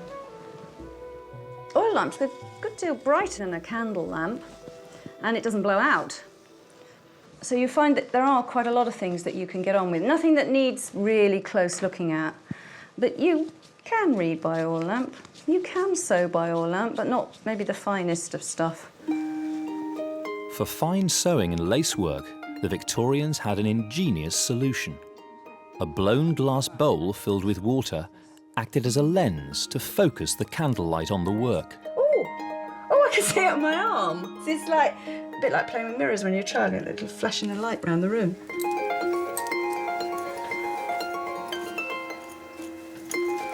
How many more hours is it going to take? While the potatoes cook in the kiln, Alex and Peter check on the brick clamp. This has to be one of the most bizarre sights I've seen. It looks like one enormous brick on fire. We say enormous, this is small. With this clamp, whilst it's maybe cheaper to set up, it's not something you can tend. You've got no control over this. Yeah. Oh, that is really going out the back of my throat now. Oh, blimey. But imagine being in London in the 1850s, 1860s. The only way that Britain was going to build these vast, expanding industrial centres is if it could find a cheap and economic way to build the homes for all the labourers and the workers. Imagine a lifetime of this. It would have been pretty short. I know. You wouldn't have lasted very long, would you? No. Life expectancy in Britain's cities was just 40 years. The whole of the city would constantly be covered in this smog. Yeah. You get that real sort of, you know, Sherlock Holmes, Jack the Ripper-y type of feel from this, don't you? Yeah. You can imagine these kilns burning on the sort of suburbs and outskirts of these growing industrial cities, and smoke pouring down the streets. And this is a tiny, tiny clamp compared to what they were building. When theirs are half a mile long, 40 feet high, they must have produced some smoke. They must have done. Why are we whispering? I want to wake Mr. Acton up again.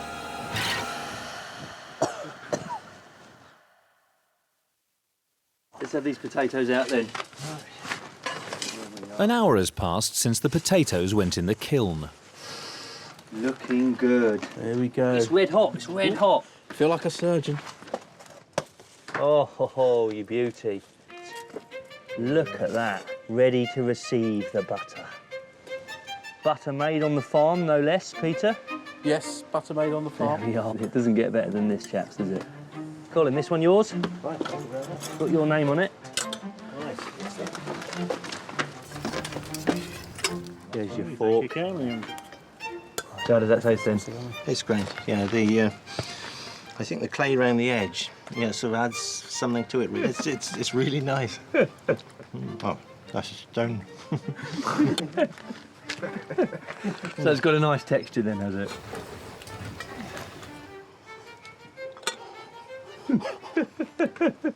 Tell you what, Alex, this will taste a darn sight better once you've done some work. I'm looking forward to it, but you should have some of that. But how are the bricks doing? And if we look in the fire hole, you can see they're sort of going from sort of yellow to white. Yeah, I'm with you. Those ones right in the middle, yeah. Yeah.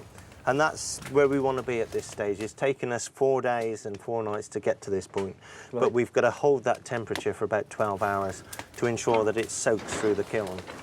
To miss this stage of it would mean that all that work and effort has gone to waste. The team work to maintain the intense temperature of the brick kiln until dawn. If they fail, their plans to have the forge in use by Christmas will be scuppered.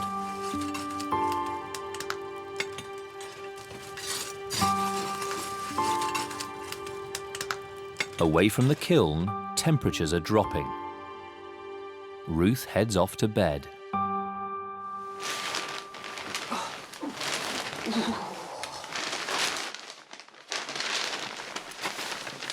It's such a cheap solution to keep him warm, this.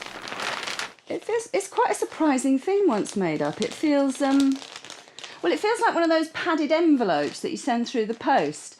I'm actually thinking about it. Some of the older ones are actually full of cotton, aren't they? Mind you, I bet the bubble wrap ones would be warm too. I'm sleeping in an envelope.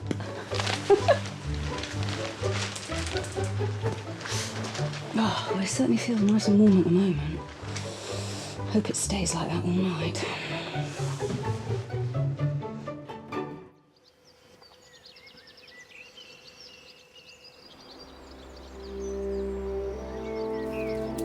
For the last few nights, Peter's had nothing but the brick kiln and cider to keep him warm.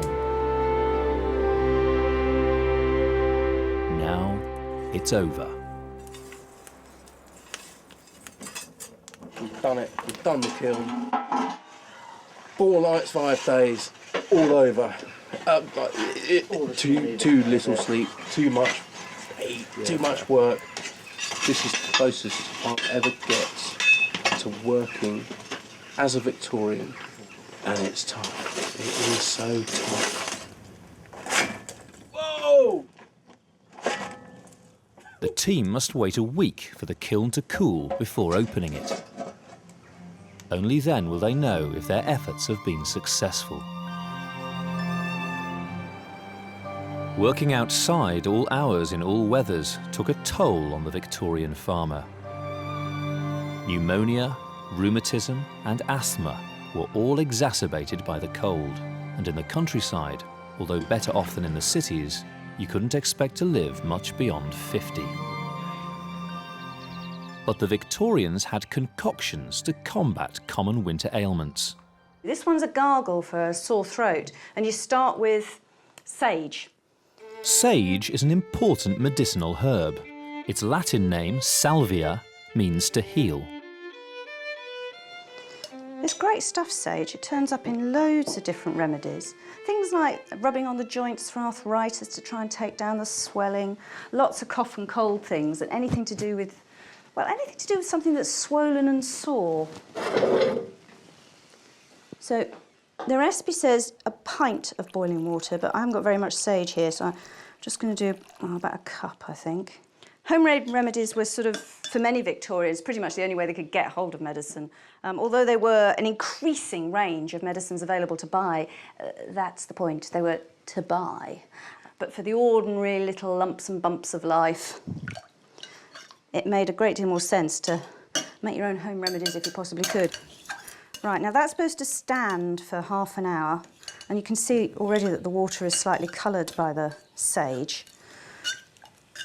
Once that has cooled down, then the only things that got to go in it are vinegar, not too much, just a tiny bit. And I suppose the warmth of the water helps it to sort of evaporate. And then the other thing it's supposed to be is honey. And the recipe just says to taste. So it's to make it palatable. But it's also supposed to help soothe the insides of the throat lining. You're supposed to gargle with it. Let's just try a little bit. Excuse me if I'm disgusting and gargle and spit it out.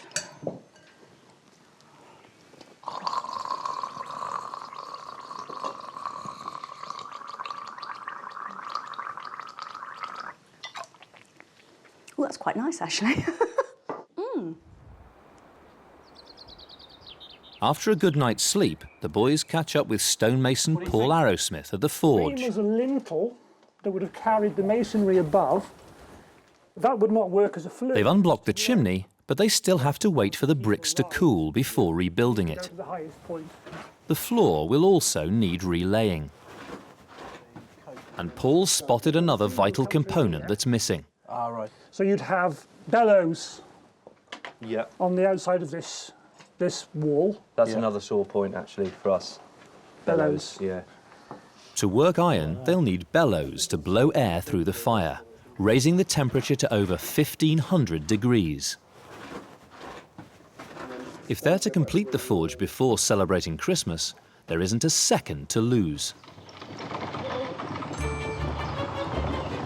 I don't think I've ever had so much fun, has to be said. But there's no telling how deep these holes are. No. Have we taken on too much? Still, we can't let the Actons down. No. The search for bellows takes them to the far reaches of the Acton Scott estate. Can't feel below my navel, Dusty. Oh, it's not like the old Vort sprung dork technique, is it? Go on, dear.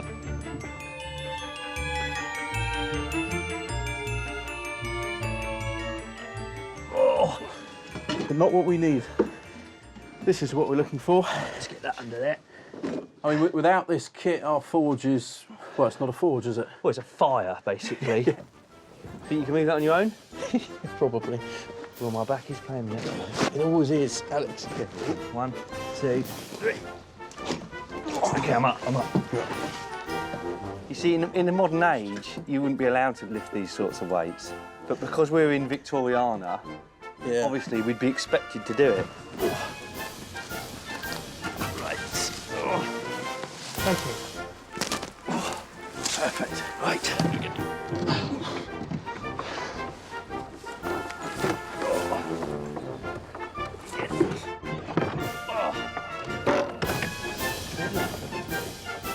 Good boy, Dusty.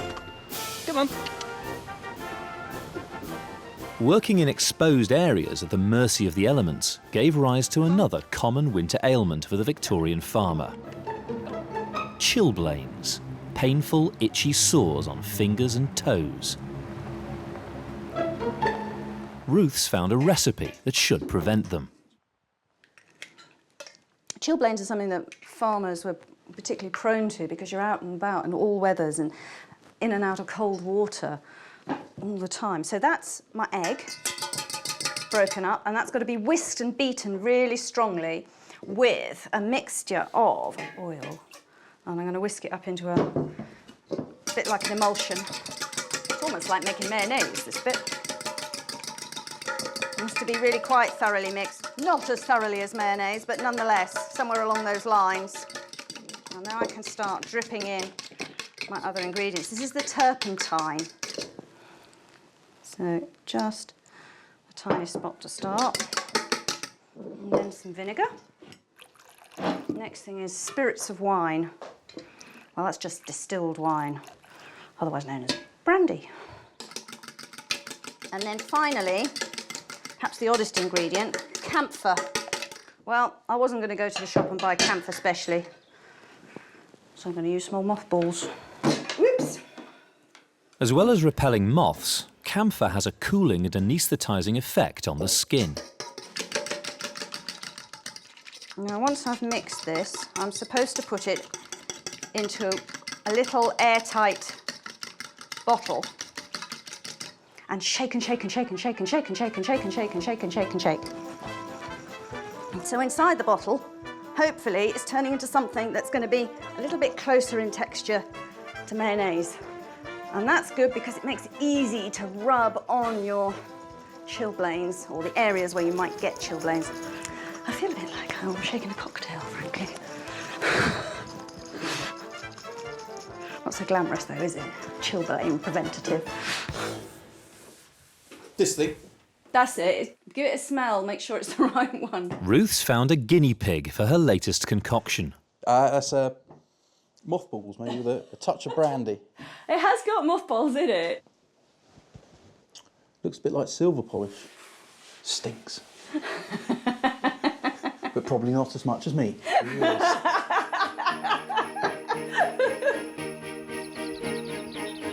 With the preparations for winter nearly complete, the countdown to Christmas can begin in earnest.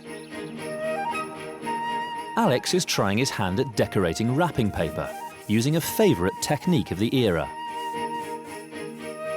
Often Victorian books were bound with marbled end papers, and he's attempting to reproduce the effect.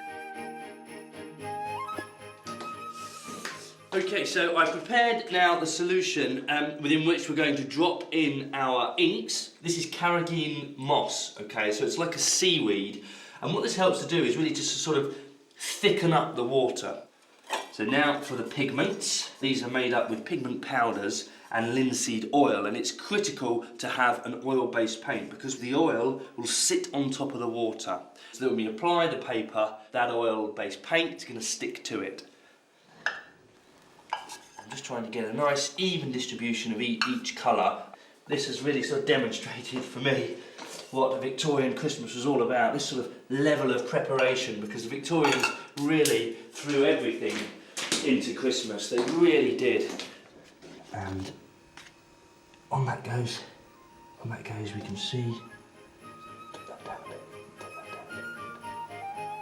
I can use these first dummy ones to wrap Peter's present in. While Alex's wrapping paper dries, Ruth calls on food historian Ivan Day to make a special treat for the Christmas banquet. So sweeties, what sort of sweeties are we making? We're going to actually make some lozenges out of sugar paste, which is flavoured with things like ginger and peppermint oil and rose water. So you get a variety of flavours and colourings. And we've got powdered sugar. Powdered sugar, yeah. And we're going to put into it about ½ ounce of what is called gum dragon. Gum dragon, derived from prickly Middle Eastern shrubs, swells in water, forming a stiff gel. Lovely. Now, once the gum starts to sort of dissolve into the sugar, it should turn into something that looks a bit like chewing gum. But what we have got, which is really great, are these. Yeah. You rotate it and cut. Rotate it and cut. And you can make a stack all at once. And it's so brilliantly designed. Because it's a cone, they're not going to stick. They all drop out at the end. Your little isn't that tablets clever? like that. But as ever, when it came to Christmas, the Victorians added a fun-loving twist. We're going to actually make some motto sweeties with these wonderful little mid-19th century prints. Where you've got questions like, can you like me? And on there it might say... I do not. I do not. And I'm not quite sure how it was used, but they are the precursors of those little love heart sweets, you know, that you buy nowadays. So what we were actually making are Victorian love hearts, if you like. And then it's a case, really, of Just here. press in. Peel them off, and you've got your perfect little Victorian love hearts. These would be perfect for Christmas crackers because they're part of that fortune cookie type of tradition, really. Yeah. It's fun and games, Yes, really. absolutely.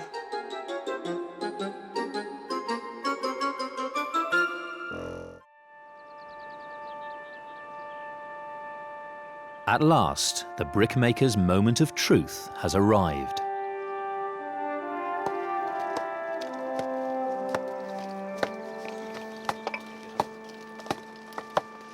After a gruelling firing, we've left this for a week to cool down because the bricks inside would have been red hot.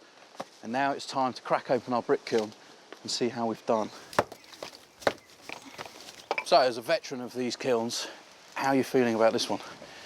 Well, each firing is different, and it depends on the conditions, the temperature, you know, around when we actually fired it. And at the beginning of the firing, we had some pretty bad weather. We had a lot of wind, a lot of rain. Until we opened the door, we just don't know. Despite the bad weather, the majority of the kiln bricks seem to have fired well.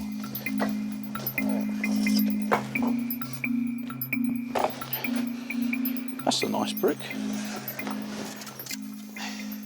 That's the one we wanted to work. Peter.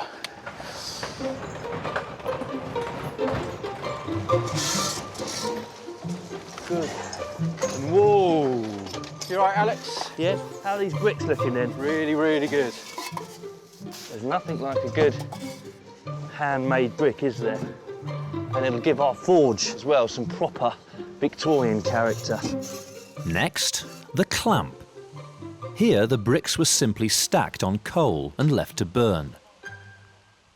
But how do they compare to the kiln bricks? They're pretty hot, these ones. But they sound good. That means they're cooked. Oh. My gloves must be thicker than yours. They are very hot. One of the things that makes handmade bricks and hand-fired bricks so interesting is the variety of colours you get, depending on where they are in the clamp. Perhaps slightly more irregular, and you get the risk of having a lot more that are perhaps overfired near the fuel source. But what would I do with an overfired brick in the building process? They'd be seconds. And Right. so if you were building a sort of prestigious house, you know, you'd perhaps use those in partitions or where they wouldn't be seen. But if it was a humble cottage and you'd be buying them cheaply from the brickmaker, you'd use them. It's clear there are far fewer properly fired bricks produced by a clamp than a kiln. Fused together, but they'll come apart. But this is offset by a huge advantage. It's far more economical because, as you saw, we only had a bed of coal 4 inches deep to fire all these bricks. The clamp uses less than 1/10 of the fuel of the kiln per brick. So how are you feeling about this clamp? I'm really pleased, yeah. It's now at the end of the firing to actually get bricks out which you can use straight away, and they're nice colour, nice shape, and, you know, they're very durable. I'm dead chuffed. I think you should be very proud, although we're dirty again. Thank you, yeah, again. By the end of the Victorian age, the simple clamp had gone out of favour, replaced by the less fuel-efficient but more reliable brick kiln. Finally, the team have the bricks they need to rebuild the forge chimney. Ruth's continuing her Christmas preparations. The sweets have hardened, and historian Peter Kimpton is going to help her ensure the festivities go with a bang. Hello! Oh, hello, you must be Peter, the Christmas cracker chap. Yes, hello, pleased to meet you. Hello, well, come on in. Thanks very much. Shall I move some of these lovely, delicious sweeties out of the way? So we've got these pieces of crepe paper here. You need to put the longer piece on the inside. Why do I need 2 bits? That's the way the Victorians used to do it. Oh, it's always 2 layers, is it? Yes, and the inner layer they tended to call the petticoat. Just as a lady's petticoat goes under her dress. Crackers were dreamt up in 1847 by an entrepreneurial confectioner called Tom Smith.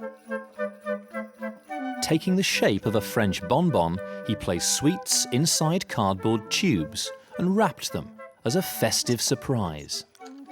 Okie doke, and now is a rolling up time. Right. But his first designs failed to make an impression. What he needed was a spark of inspiration. The traditional story is that he was sitting in front of the fire one day and one of the logs gave off a pop. And it was the eureka moment. He thought, if I could have a pop in my crackers. Everybody would buy them. Exactly. And there are a number of people along the way who claim to have invented what we call the snap. These snaps were actually known about, believe it or not, in 1813. Adding the snap perfected the Christmas cracker. In about 1861, he launched it on the market and he called it Bangs of Expectation. Bangs of expectation. Let's see. I mean, if you look in his 1891 catalogue... Look at that giant cracker there. An immense cracker, 2 feet 3 inches long. It's a very, very commercial thing, this, isn't it? Yes. Bought decorations, bought sweets, bought crackers They were very good at responding to what was going on in the at a given marketplace. time. Yeah. I'll tell you what was a good one they used to do. They used to do crackers for spinsters, Yeah. crackers for bachelors, Bachelors. and crackers for married couples. And in the spinsters, they used to have things like faded flowers, Oh no! false teeth, Oh, that's really mean. a wedding ring. Oh, how horrid. That's really mean, Yes, it that does is. seem rather That's unkind, horrid. doesn't Horrid, it? horrid, horrid. The Christmas celebrations are fast approaching, and time's running out to complete the forge. So, armed with their Victorian bricks, the team crack on with the chimney. Do you want to lay the first brick? Into this corner here, yeah? And square with the board. First brick laid. Second brick laid. They're going up quickly. Yes, a lot quicker than they did, than it was to make them. This takes me back to my childhood, this does. Was your father a blacksmith? No, I used to play with Lego, you see, it was lots of bricks. That was good. Oh, fantastic. Yeah, do you want to come in? Yeah, let's have a look. 4 days later, the chimney's complete. For such a simple building material, I didn't realise how much effort went into making bricks. It's really lovely and smooth. It really is. That's a cracking job. Well, hopefully this will just draw all the smoke up and, yeah, we'll have a working forge. Yeah, I'm really impressed, mate. They've got a fireplace, but to work iron, they'll need the bellows. What do you think, Peter? Spin it here. We'll pop it down. Nope, there we are, that's good.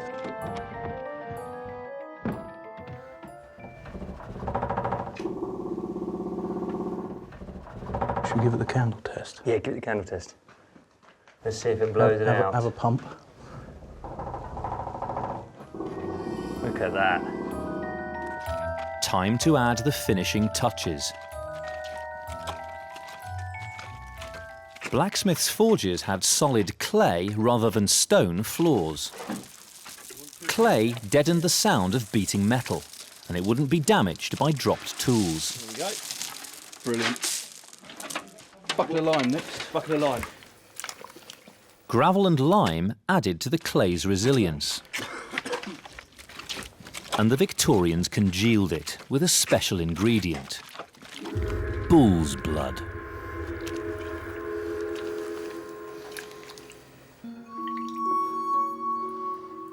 It just mixes nicely.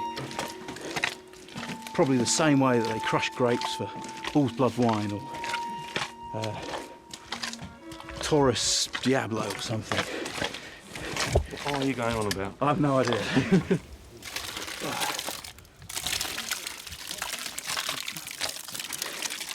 Just make sure I don't fall over. That wouldn't be nice.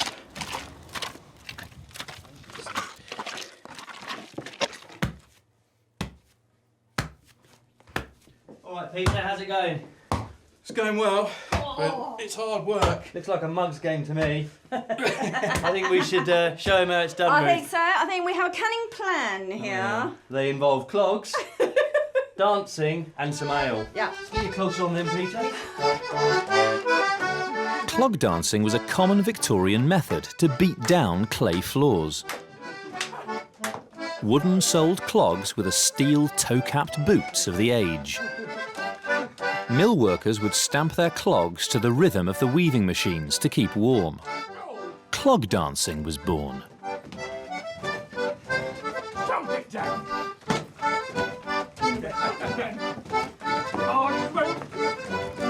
Phil Howard's an expert in the history of clog dancing. So have you ever come across clogs being used to stamp down a floor? Well, it's a variation on a theme because every single canal around the country was done with tamp clay.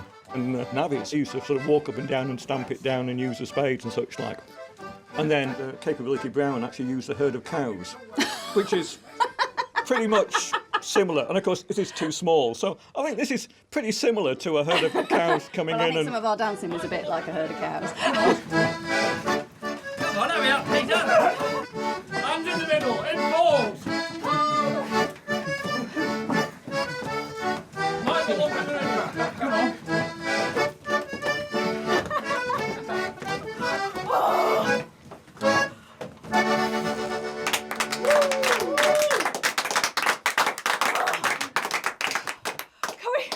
Anybody like a drink? Something to eat? Yes, oh, I've got some bread, cheese and butter. As much as your name up there. Oh, and yours. Peter.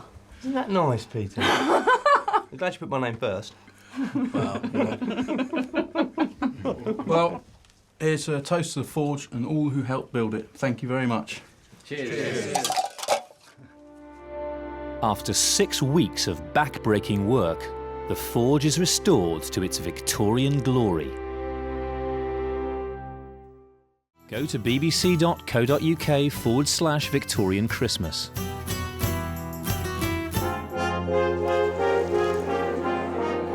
It's nearly Christmas on the Victorian farm.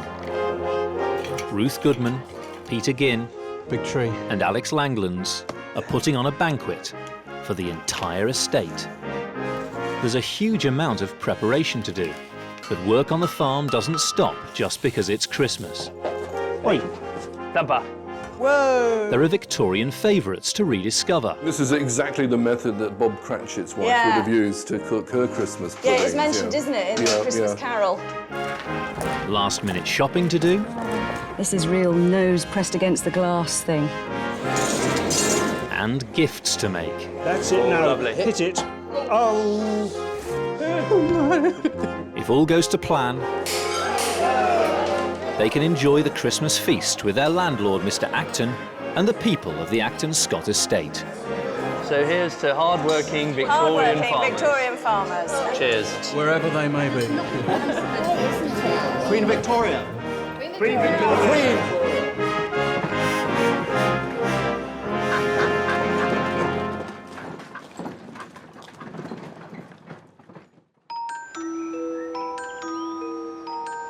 In just 3 days, the team will celebrate Christmas on the Victorian farm. And at the heart of the Victorian Christmas was charity.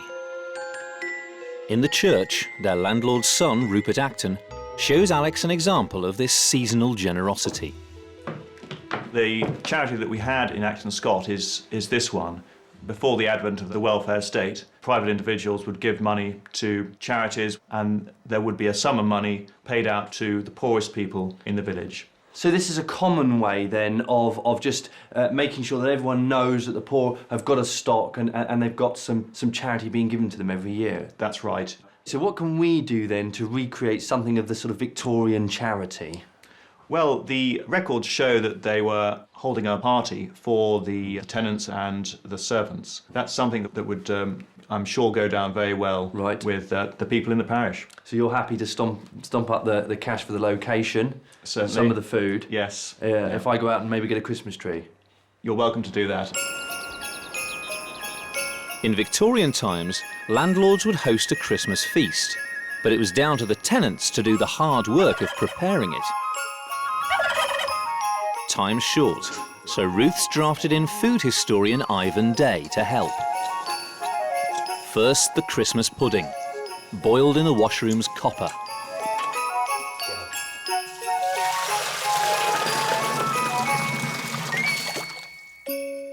This is exactly the method that Bob Cratchit's wife would have used to cook her Christmas puddings. Yeah, it's mentioned, isn't it, in the Christmas Carol? While the water boils, Ruth and Ivan make the pudding. Okay. But if we're going to make a real traditional Victorian Christmas pudding, what everybody thinks about are those cannonballs that you get on the Christmas card. Yeah, absolutely, really round one. Mine one last year did not. I've got it out of the cloth and it just went... Right there, yeah. Now, the one we're going to make is a slightly more old-fashioned recipe. It's from the same author, Eliza Acton, from the 1840s. I like her food. And what we'll do is we'll make 2 puddings. We'll make one in a cloth, and we'll also make a very fancy one, which is the sort of thing they probably would have had up at the big house. Oh, that's This is a pretty. cake mould, a lovely Isn't that pretty? 19th century cake mould. You can use it, you can put your mixture in there. OK. When you see pudding. pictures of Victorian posh dinner parties, they're full of things like that on the plate, aren't they? They really like those sorts of very elaborate, standy-uppy shapes. Like modern Christmas puddings, the Victorian version was packed with expensive ingredients like dried fruit and candied peel, mixed with flour and suet. But it had an unlikely origin. The earliest Christmas pudding, I think, that was eaten, which we have records of in this country, is something that was called a hackin or a hack pudding. And it had to be ready for Christmas morning breakfast. And what it was like a Christmas pudding mixture that was actually boiled in a sheep's stomach. And everyone, when they hear that, think of the haggis, really. Yeah. And this is really, in the haggis family, a Christmas pudding is a sweet haggis, basically. Well, they're often called puddings, aren't they? When you think of black pudding, you think of white puddings. Anything that's boiled in a casing is called a pudding, isn't it? Yeah, but the thing is, though, cleaning out pig's intestines for white puddings or a sheep's stomach for a haggis is a horrible job. So some wag decided to boil it in a bag, but the haggis really is the forerunner of the Christmas pudding. So we've got to put in some liquid ingredients, and of course, the really important one is the brandy wine, or brandy. And this is quite interesting because a lot of modern cooks reading this Victorian recipe would see that you have to put 4 glasses of brandy. It says wine glasses of brandy. And of course, a Victorian wine glass is that big. Is that big. And then we'll put the spice in. Nutmeg and cinnamon are added to the mixture. That's the smell of Christmas Eve. Drop that in, like that, and just give it a gentle push so that the air comes out. Oh, look at that. Perfect quantity and everything. Yep. We're not just a pretty face. Not just a pretty face. Yeah. And then for everybody else... You're actually going to form it into a ball shape. Right, anyway, before it goes into the basin. Yeah. Now, of course, a pudding cloth is a much better thing than a sheep's stomach. We're going to now tie that, and we'll tie that tightly. OK. Whoa! Oh, we're definitely boiling. Pudding time. The pudding cooks in the copper. There you Whoa, go. Now, look at that boiling. Well, there's enough room in there for about 6 of them, but we'll just pop that in there. Perfect. OK, now that is going to have to stay in there for 6 hours, believe it or not. Who said the Victorians didn't have saunas, eh? Isn't this nice? So if we have our anvil there, fire, tools, Anvil down here, yeah? Yeah, I think so. Can we get that next? Yeah. Work on the farm doesn't stop for Christmas. On the floor here? Yeah. For the last few weeks, the team's been busy restoring the estate's blacksmith's forge. This was where the estate's ironwork was done, from tools to hinges to horseshoes. Yes. Oh, look at that. Like a glove. The success of the forge relies on creating a fire hot enough to soften iron, and that means temperatures of 1,500 degrees Celsius. So Peter rebuilt the chimney, while Alex fitted bellows to blow air through the fire. Blacksmith John Herbertson has come to help the boys light the restored forge for the first time in half a century. Hi, John. Oh, hi, John. Hello, how are you going? Very well. OK, yeah, the bellows are in. That looks like it's working. Peter's just filling up the cooling system. Let's get this up. Blacksmiths use a special type of coal, coke. You can fill it right up because your coke is your fire, it's also your source of fuel, and it's your working surface. Right, OK. How's that? That's fine. Here we go, John. This is the first time this fire hole is going to have seen fire. With interest. In a long time. That's it, I get it in there. Myself and Alex, we've been working really hard to just get this place ready. And it's great to see it finally being used. Very gently, that's OK. Just nurse it. Noisy old bellows, aren't they? Sounds a bit like you snoring, Peter. Ah, look at that. That's the fire. It's going. Just don't choke it off, Alex. OK, we'll get the coke on the fire now. OK. Just try and leave at least one hole for a tongue of flame to come out. So that's banked up there, John, and I can actually hear there's a different sound now. OK, that's fine, it's fine. But you can give it a bit more welly on the bellows now, Peter. Yep. Bit of elbow grease there. Keep it going. They're quite slow filling up. Yeah, never mind the filling up. Pump it and keep that top one high up, almost touching the bar. That's looking pretty healthy now. So you can just keep pumping, Peter. Shove some more Coke on it, Alex. And that's it, you're away. How you feeling, Peter? Good, really good. Now the moment of truth. Just how good are the bellows and the chimney? Will the fire get hot enough to soften iron? Most forging, the hotter the better. So we're looking for at least yellow. And frankly, sometimes you want it almost white hot. Don't pussyfoot, you won't hurt anything, that's it. I mean, I'm always very tentative around fires, but you can actually be quite robust. Oh gosh, yes, you've got to be. Could it get too hot, though? Yeah, it can burn, which we're about to do, just to show. There you are, you're burning, wonderful. Well, that really proves the fire is good. But that burning is basically saying to us that we're getting the heat that we need. You've got all the heat you can get out of that fire. Right, so we've got a working forge now. We just need to pick up the skills. Yes. After half a century, the forge is up and running and open for business.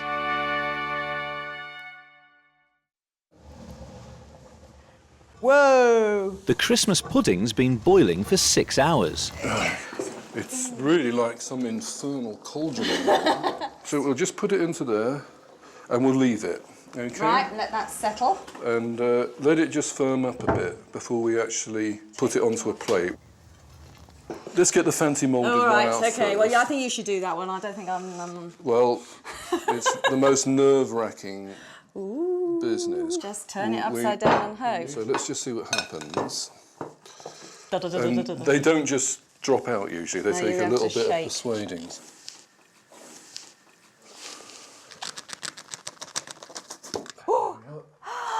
And there's a perfect Victorian moulded Christmas pudding, okay? That is spectacular. Yeah, fantastic. That hasn't been done for a long time. Right. Next, the cannonball. Can you smell that? It's I can. wonderful, I can. isn't It smells great. Fantastic. So what we're going to do is we're going to put the plate on and do a sort of Tommy Cooper type thing, but we'll have to do it very gently. Okay, and then if I can just lift that off. Now, what we've got to do is just tease off the cloth very gently like that. And there's your perfect Victorian cannonball, as illustrated in all of the Christmas cards and all of the books. Little sprig of holly. Okay. Wonderful. So. Don't they look great?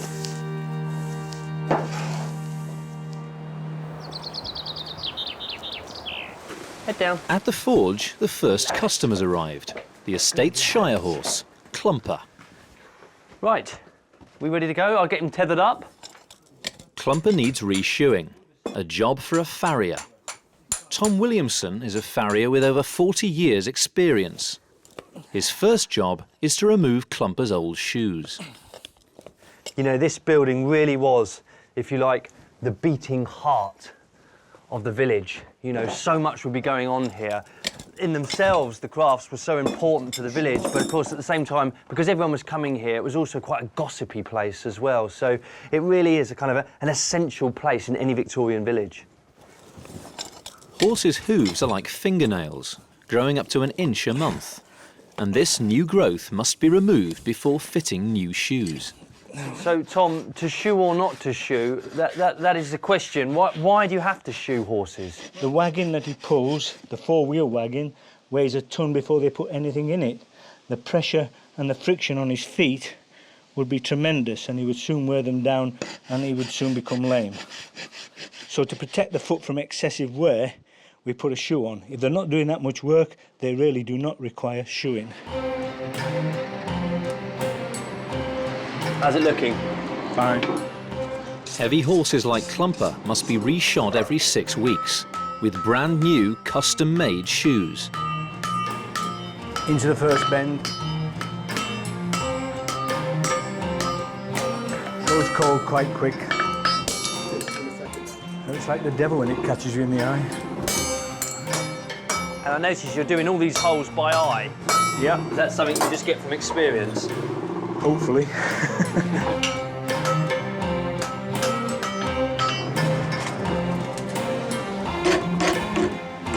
Just making it, taking all the sharp edges off, making it look right. Okay, so it's the other side of the shoe. Second bend.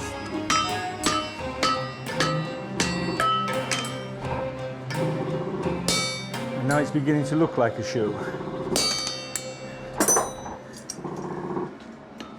Farriers are their own worst enemy. We make the job look very rough and ready. Yeah. But it's got to be absolutely spot on. The Victorian farrier served a 4-year apprenticeship to learn these skills. He required not only the craft of the blacksmith, but also knowledge of horse anatomy. A lot of people get me mixed up with the blacksmith. Right. Is that sacrilege, is it? It is to me, yeah. I'm a farrier, not a blacksmith. The blacksmith does ornamental metalwork, metal fittings for the wagons and the wheels, or always did. And the farrier, he shoes horses. The blacksmiths are older and uglier than what we are. They've been going for about 4,000 years. Right. Farriers have only been going for 2,000 years. So this system of shoeing horses hasn't altered in 2,000 years.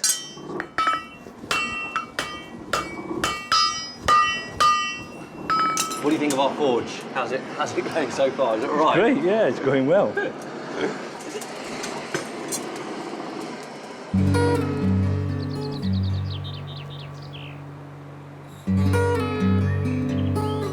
Ruth and Ivan are busy preparing for the estate's Christmas banquet.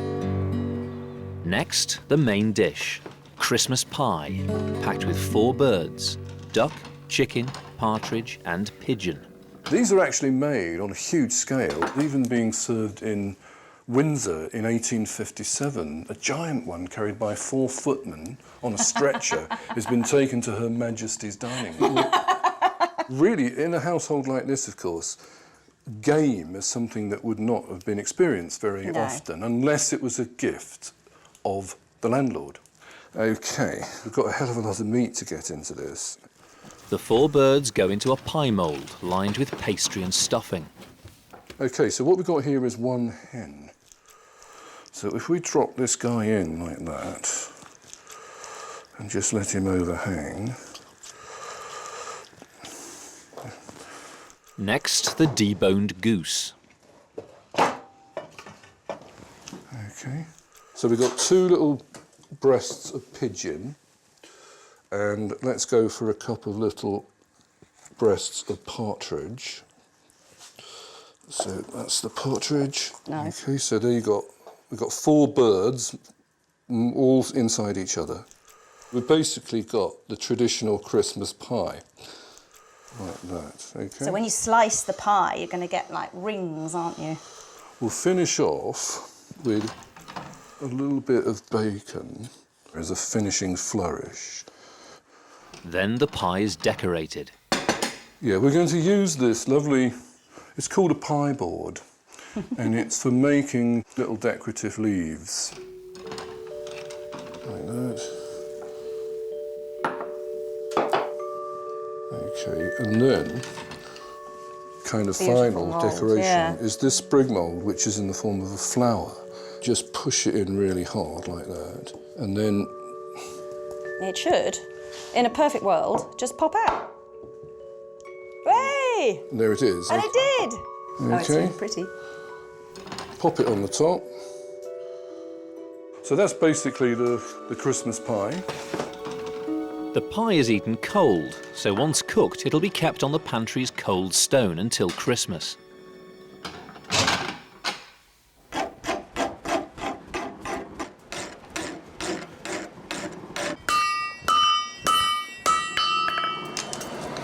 How's it looking then?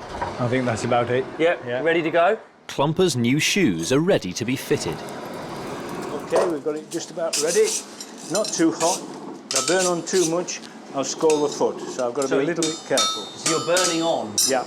What does that mean? Well, you'll see, when I go outside, you'll see exactly what we're doing. You're going to put it on hot, right, OK. Good lad. Up, up. The hot shoe burns an impression into the horn of the hoof, showing Tom how well it's fitting. And this doesn't hurt him? Well, as long as we don't do it too much. Way up.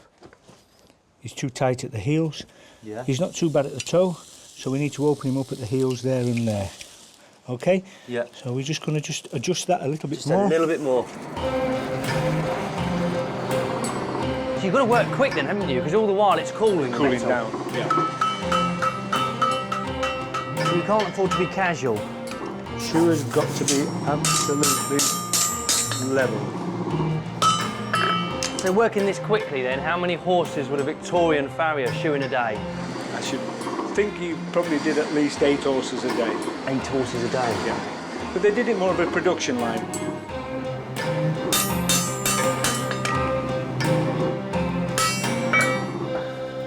After final adjustments, the shoe's ready to be nailed to Clumper's foot. Up, up. Come on, Clumps.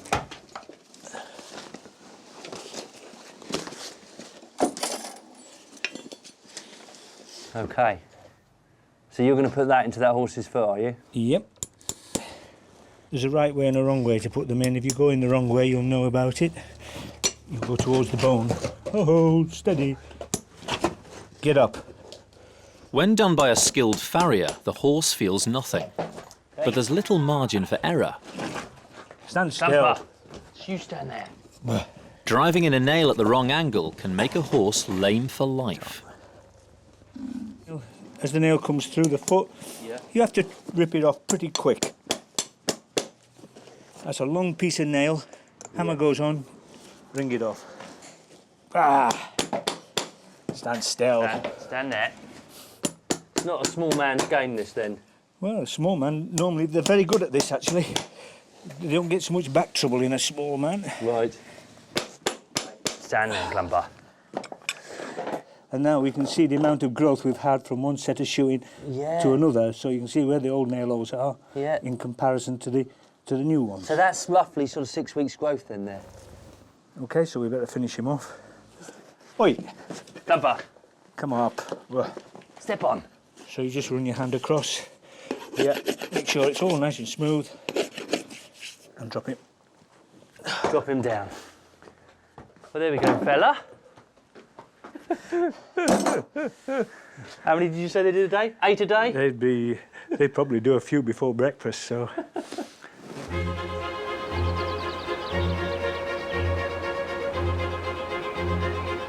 It's now just 2 days before the Christmas feast.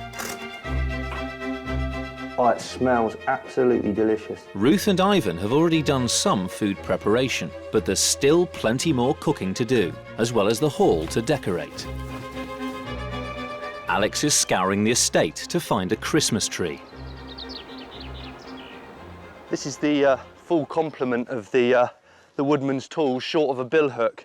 I brought them all because it's going to be pretty difficult to get this tree out of here. And I've had my eye on this one here, so I'm hoping it's going to come out easily.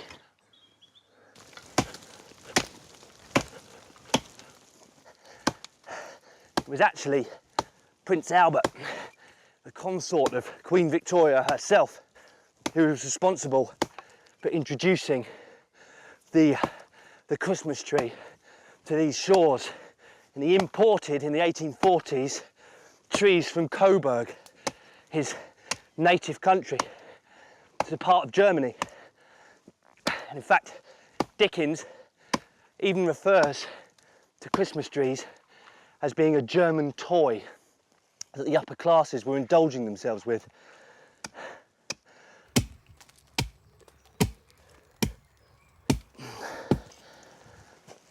Listen, there he is.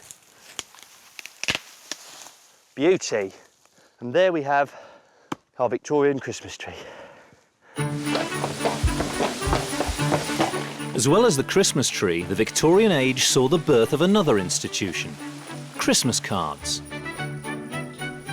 Collector Jackie Brown has brought a very special Christmas card from 1843 to show Ruth. Sir Henry Cole, as he became known as. You've got the first Christmas card, haven't you? I have, Ruth. Here it is. That's the real thing. This is, the very yes. first Christmas card. Yeah.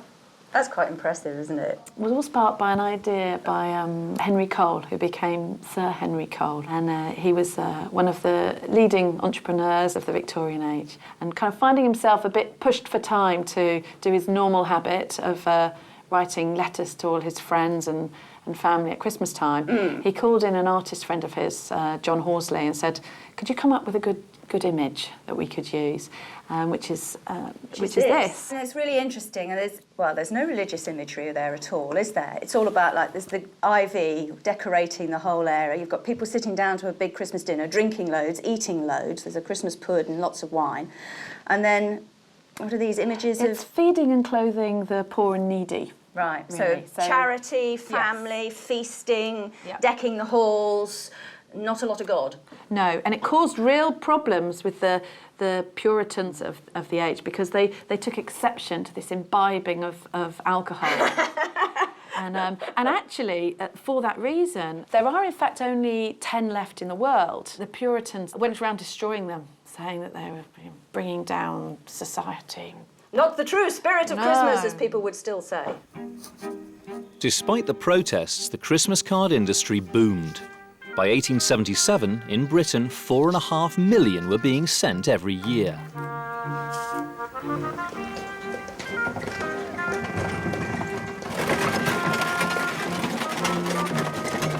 Christmas shopping also boomed in the Victorian age. Rather than being for necessity, it became a leisure activity. Ooh, look at these pans. Peter and Ruth have come to Blist Hill Victorian Town in Colebrookdale for some last-minute presents.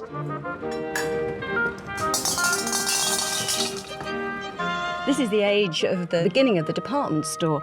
And of course, some of them that were started in Victorian period are still with us. Things like Liberty's, Selfridges, Marks and Spencer's.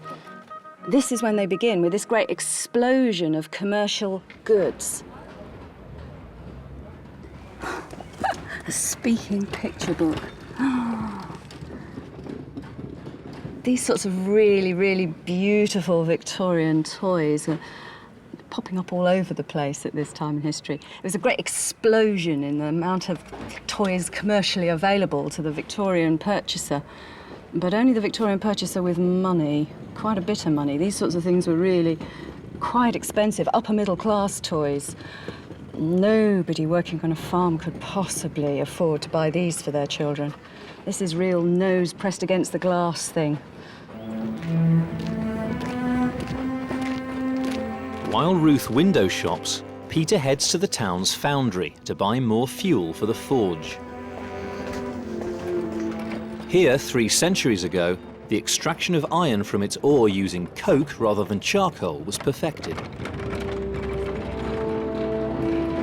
This new efficient method meant iron could be produced cheaply on a huge scale.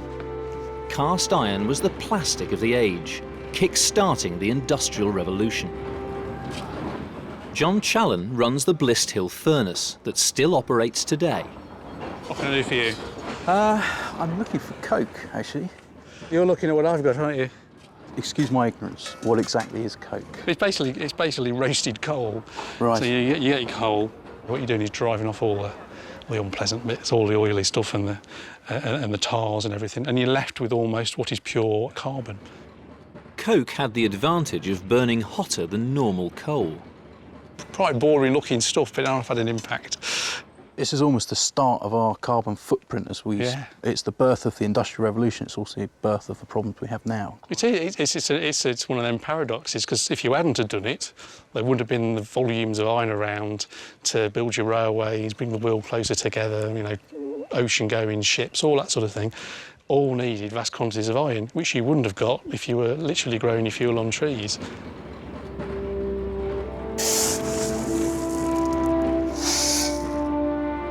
The iron of the Industrial Revolution connected Britain's towns with railways, giving us a far-reaching postal system. Good morning. Good morning, Mum. I'd like to send some Christmas cards, please. I wondered what sort of stamps I'm going to need. Well, the Christmas card rate will be a halfpenny per card. Oh, that's not too bad, is it? How many have you got? Dave Gaval of the Blist Hill Post Office believes this is the reason why Christmas card sales soared in the Victorian age.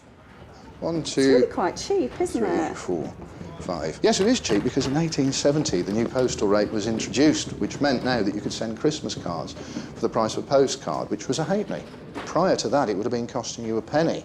absolute boom in the amount of Christmas cards. And that at was this sent. rate, it really is something that every working class person was in a position to afford, isn't it? It makes being able to communicate over long distances really in the reach of everybody now. And when you think about the world being made smaller by mass communications, this is where it starts, isn't it, with the post office. This is the first great leap of making the world all interconnected. Oh yes, it was so very important. Well, thanks ever so much. Thank you for your business, madam. Thank you. Merry Christmas. Merry Christmas to you too.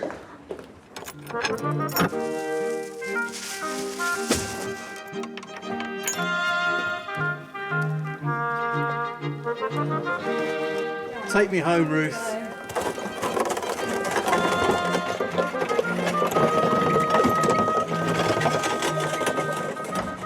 How's it going? Very well, Peter, very well. It's getting complicated. More Coke. More Coke. Excellent. Good. We'll need that. Got a quarter tonne. Shop-bought presents were too expensive for Victorian farm workers to afford, so Alex and Peter have had an idea. What we're doing is we've constructed this forge and we want to do something with it. So we thought, what would be better than giving the Actons a Christmas present from our very forge? So we're going to make them a door knocker. Okay. And go. All right, that's it. Good. You just have the nice, gentle, relaxing strokes of the bellows and the sound of the fire, and then it comes out and it's like furious hammer and tongs, and then in it goes again, and you can just relax for a little bit. And that's the origin of the expression then, going at it hammer and tongs. Yes, yes. Bang, bang, bang, bang. Okay, quick, go. So I suppose, it's quite easy to think of a blacksmith as a guy who just smacks metal, but it's quite hard to really picture the real versatile kind of sort of range of jobs he would have done. Blacksmithing was the king of all crafts. That once the village had its blacksmith, then the carpenters could have metal tools to cut the wood with. There could be implements for the fires, implements for the houses, everything made. And the blacksmith was the man who did it, so he really was the leader of the pack. I think somebody mentioned pulling out teeth. Oh yeah, dentistry. I guess he was the man that would have the tongs. I don't think I'd like this blacksmith going at my teeth. How's it looking, Peter? Looking good. So we're ready.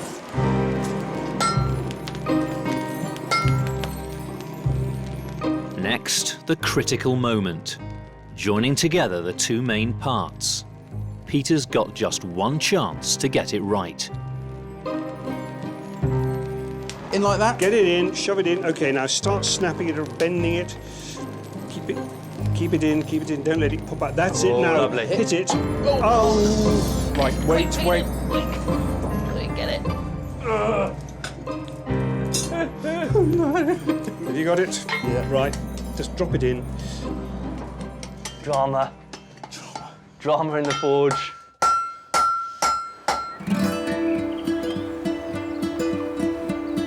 For centuries, homes at Christmas were decorated simply with greenery, like holly and ivy. The Victorians changed all that with brightly coloured decorations. See you. Debbie Banford's come to show Ruth how the Victorians created brilliant colours, not from chemicals, but from nature. You'll be fine. So we're going to start off doing the yellow, right, which is this plant here. Nice weld plant. Right. Now this plant has actually been used for putting yellow colour into textiles for at least 3,000 years. Oh, good grief. So it's quite well tried and tested then. Yeah, we think it'll work. So what do I do with it? Just chop it up? You just literally use stem, flowers, leaves, the whole lot, except the roots. Okay, so we've got loads of we've weld. got loads of weld. Chopped tie up it up in a in a little bag. bag. So what we need to do with this bag now is put it into some hot water. Okay, so bag just goes in there. Bag just goes in there. Now we have a crucial element that really needs to go in with the weld. And that's this one here. Hold your nose. This is stale urine. Oh, lovely. So you're ready to hold your nose? Yeah. Urine is essential to fix the colour to the fabric. Oh, God, blinking heck, you can, can't you? Oh, straight at the back of the throat. It really is. Time for the ribbons to go into dye. One of those and one of those. And then, yeah, put another couple in. It needs to be on the heat now for a good 3/4 of an hour, and then we can do another colour. Ooh. For the red, there's something more exotic from South America. So they're the cochineal beetles. Yeah, you can see the little tiny insects, almost like mini little wood licey things. Well, effectively, that's what they are. They just kind of live on the trees, on the cactus. And that's what cochineal is? Cochineal is. It's just a ground up... female beetle. Beat your beetles to a paste. Or powder. The dead beetles must be ground up to release their colour. Cochineal's what's used for the British Army redcoats. Oh, is it? Yeah, that's how we get our really nice shiny red. The thin red line is all about dead beetles. Dead beetles. And of course... Oh, it's quite red already, it look. Is. So just in there? Yeah, just tip it in there. Yeah, you can put some ribbons in. I like this bit. Finally, blue.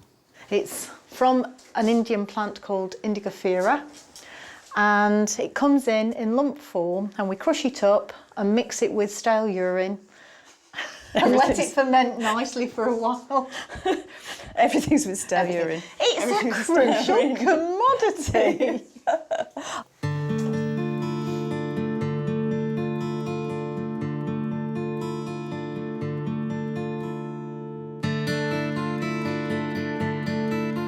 Leave it out in the air and see it turn blue. And then this is going to change colour? It will actually change colour. If you keep watching it, can you see? Watching. Oh, yes, it is. It's more turquoise now. It was definitely green before. You had me worried. We just leave it out in the air. We just leave it out in the air, yeah. So I just drop it over my clothes area.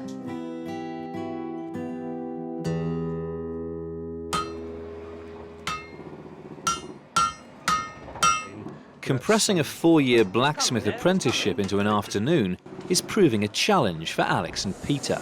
It's not going brilliantly. It is slaving over a very, very hot fire. Yeah. You do get burnt on a regular basis. My hand wasn't used to the hammer, so I've managed to give myself 2 giant blisters on my hand. Peter must bend the rod of iron into a perfect circle to form the knocker. A bit more bend there. It's a pretty misshapen old bit of kit, that. Get it really hot. In theory, you get it so hot you could almost do it with your bare hands.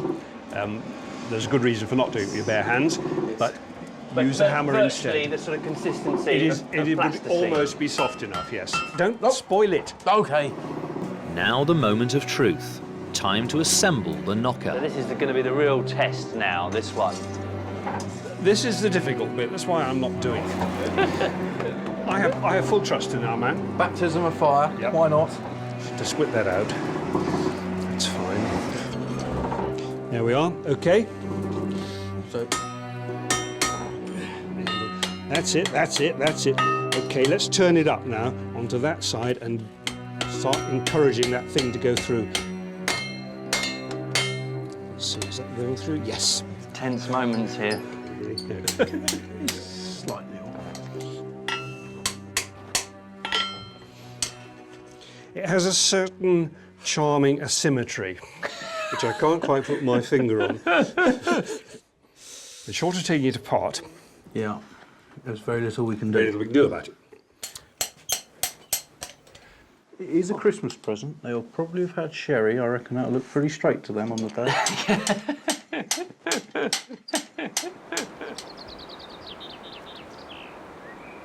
The yellow and red ribbons have been boiling in the dye for an hour. It's not too hot, is it? You all right? Yeah. It's time to see if the process has worked. OK, there we go. It is yellow, isn't it? Just give it a bit of I think that comes out of a plant, just pure and straight. I know. A plant and some wee. That's actually a weed. We just chop it down and throw it away normally. Just give it a bit of... Oh, I think the cochineal actually smells that more. looks strong. Oh, good grief. Oh, good grief. Oh, dear.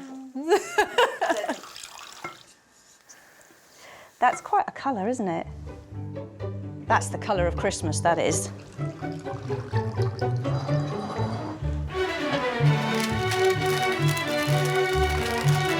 It's the day before the feast.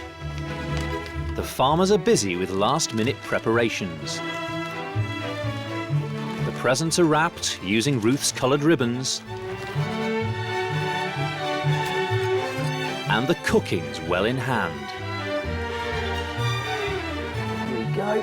So we'll just slam these in here for about half an hour.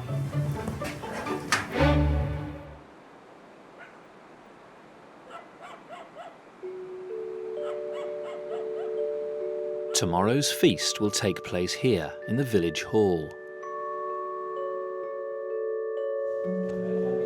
The Victorians would put their decorations up as late as Christmas Eve, not weeks in advance like today.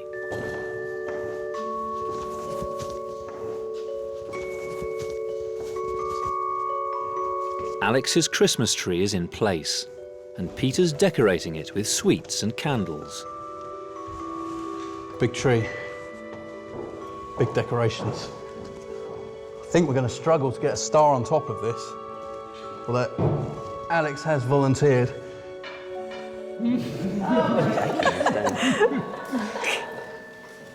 So all of these Christmas decorations that we've been making, of the way to make them, the instructions have all come out of magazines of the period, Christmas issues usually, which give advice on how to make your home beautiful at this time of year. I'm melting a load of sealing wax because we're going to make our own holly berries. If we haven't got quite enough, this is recommended in Castle's Household Guide as how to make your own artificial holly berries. You melt a load of nice bright red sealing wax and then you cover peas in them. Come on, get covered. My little holly berries. This is really quite a towny thing to do. I mean, out here in the countryside, it's relatively easy to get fresh holly berries. But if you lived in the town full of coal smoke, it was pretty hard to get greenery and seasonal colour to decorate the house, so people made artificial ones. I'm going to stick a wire in so that we can attach them to whatever it is we want our holly berries on. One little teeny holly berry. I've chosen to do a Christmas motto, and essentially it's a kind of friendly Christmas greeting for when people enter the hall. It's got to be in a prominent position, and I've meticulously cut all this out and using the good old flour and water to make myself a paste to stick on the letters. Now all I now have to do is to make sure they're nice and straight. The recommendation for this motto is to decorate each individual letter with pieces of rice so that the letters are entirely covered by rice. But anyone who's got that much time on their hands clearly isn't a farmer. I'm following another Victorian trick for decorating. That's, I suppose it's a bit like glitter. I'm gluing ground or crushed glass on the edges of my leaves and things to imitate snow. Look at that, all glittery. I think this one's the prettiest though, I like this one. Isn't it? Looks like something you'd get out of a sort of modern retailer's shop, wouldn't it? In a special tacky sort of way. Yes, and of course we have the Victorians to blame for tackiness, not being renowned for their taste. And there we are. Christmas welcome to you. Oh no, I've glued it to the table.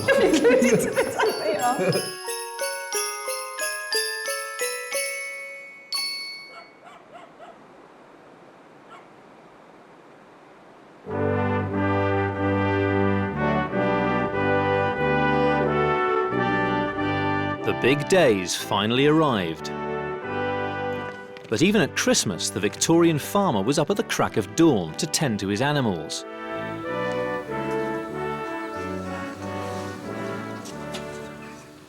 To feed Clumper, they're using the hay harvested back in July. Right, should we get some of that hay down? Yes, let's get some of that well-earned hay down. It fills me with great pride to be able to feed him some of our own very own hay. It's one of those sort of special moments on the farm, really. Is that enough then, Peter? That's plenty, Alex. That's definitely a double ration for Christmas. Yeah. Well, Merry Christmas, Clumper. You've certainly earned it. Merry Christmas. Get out of the way. Right. Get stuck in. There is a Christmas tradition that you always give a double ration on Christmas Day. And this isn't really down to generosity at all. It's just that, so when it comes to Christmas evening and you've had too much to drink, you don't have to worry about going out and feeding the animals. So that's their Christmas ration for the day.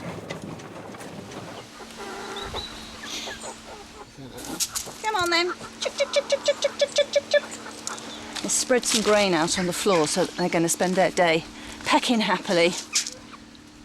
This is traditionally a day as well in which, perhaps even if you only do it the one day of the year, you actually feed the wild birds too. People just felt it was the time for goodwill to all God's creatures. So sparrows and blackbirds were fed when perhaps the rest of the year, the only time they would be fed is if you were trying to catch them to eat them. Hello, Princess. Hello, Princess.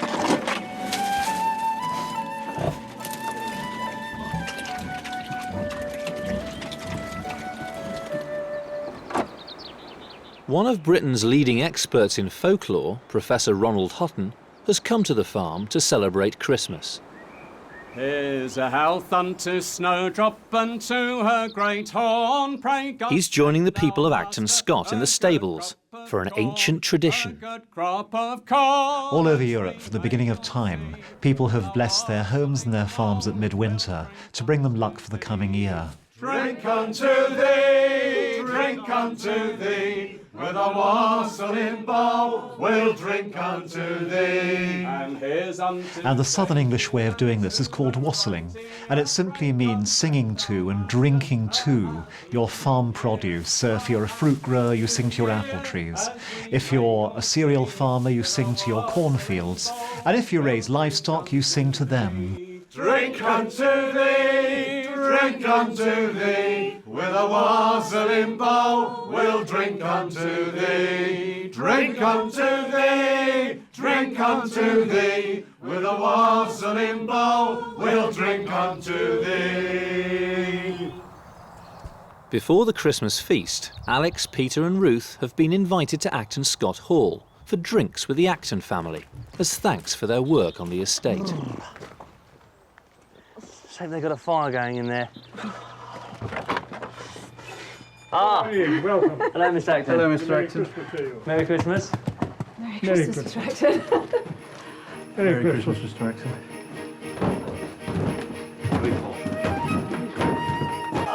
How are you? It's a rare opportunity for the Victorian farmers to see the inside of the big house. Here the Acton children are playing with the very finest toys of the age. Yes, and then the fox has to. I can't. This ingenious book of animal noises dates from the 1850s. Right, this is how this boat works. In order to produce the sound, gently pull out the cord. They're pretty lifelike, I think. But these sort of elaborate gifts were only for the privileged few. For most ordinary Victorian children, of course, it was whatever your mum and dad could make for you out of scraps of nothing in any spare moment they had. So, you know, for most children, they were, as they had been for centuries, toys were just whatever you could find at hand and whatever you could make. As the Victorian age progressed, presents went from being just for children to being for the whole family. Well, first and foremost, we have a big thank you present to the Actons, and whilst Ruth can lay claim to the ribbon and myself to the wrapping paper, it's Peter's handiwork. So, Well, it was our handiwork until it started going slightly wrong, and now it's my handiwork. I firmly shifted the blame onto Peter. So, Mr. Acton, if I could pass that to you. What can it be? It's very heavy. That, I think, is a door knocker. Am I right? Yes. Well, the fact you have to guess. Yes, I think it'll be quite appropriately decorative. Happy Christmas, Mr. Acton. So it's obviously not a book this year then. No. The farmers exchange their own homemade presents. Something metal, something long. Oh, it's a fire poker. Hey, that's really handy. Thank you. Outwitted by a piece of paper. Again. Ooh, wow, cricket whites. Cricket whites. It's a set of woolly underwear, boys. Oh, lovely. Do you want to try them on? I think later, Peter. It's just a little token. Oh, thank you. And this ribbon, gosh, what a colour. I know, that's weld those. We did a bit of dyeing and I've just made the most amazingly zingy colours. You don't want to hear this. It's made with stale urine as a man. Lovely. I did rinse it, I promise. Thank I rinsed you. it out Is properly. it safe to touch? It's fine. Oh, how lovely. Look, Little lavender bag, yes. gorgeous. Thank you. Do you want to smell that, children? Thank you very much. Well, this is one of Christmas's more ancient traditions. This is the Yule log, and the idea is to get a log big enough so that it'll burn for the full 12 days of Christmas. And of course then, at the end of the 12 days, you take a small part of that wood, you keep it back and reuse it for next year, so that you get good luck throughout the year. I thought you might like to hear a little piano music. Yes. And as I can't play the piano very well, I've got an invention here made in America in the second half of the 19th century, which will play the piano for me, providing I work hard on a pair of pedals.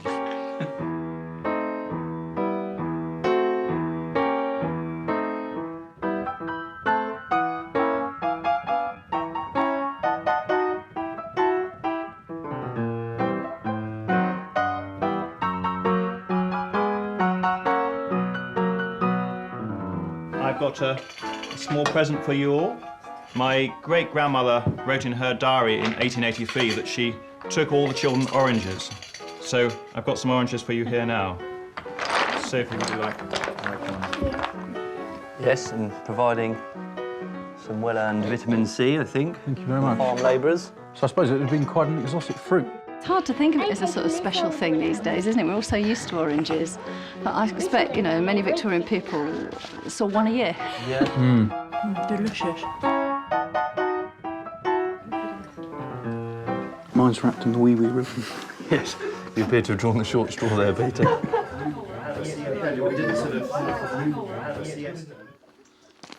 Next, they head to the estate's church.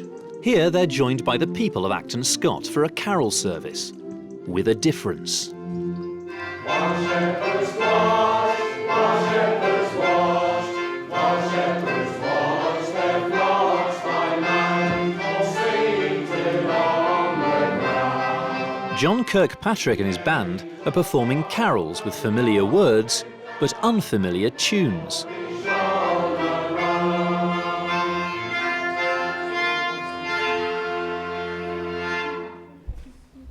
In a poorer parish, you'd just have the village band would play for the village dance on Saturday night, and then they'd come to church Sunday morning and play for the hymns and psalms and anthems, often very much the worse for wear, from Saturday night. And they got slung out because they were too unruly and drunken. The church took action and banished these unruly bands, replacing them with organs, playing the standardised music we know today. A different repertoire was introduced that the organist would play in a very well-behaved way, and some of these old carols with the old band arrangements were lost, so it's nice to renew these with this ensemble today. This is the first time these old tunes have been played here for over 150 years.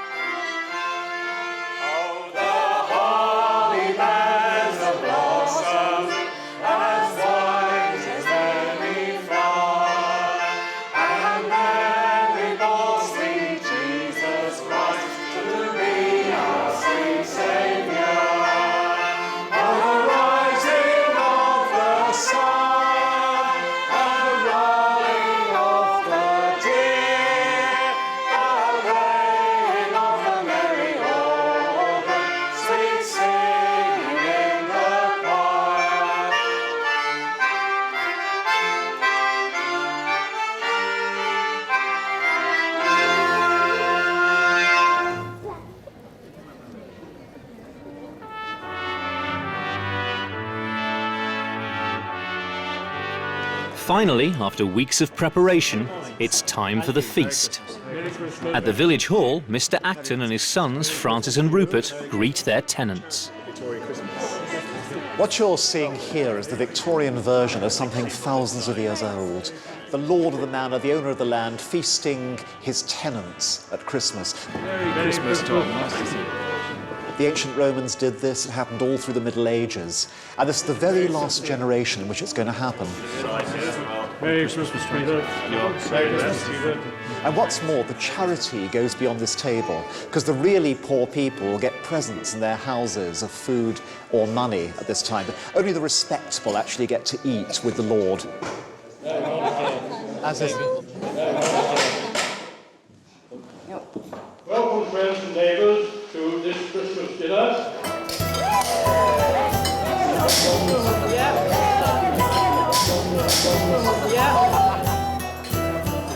It's actually quite, do you like me? Now think before you answer. They come out quite nice, haven't they, these crackers? I think they're quite fun.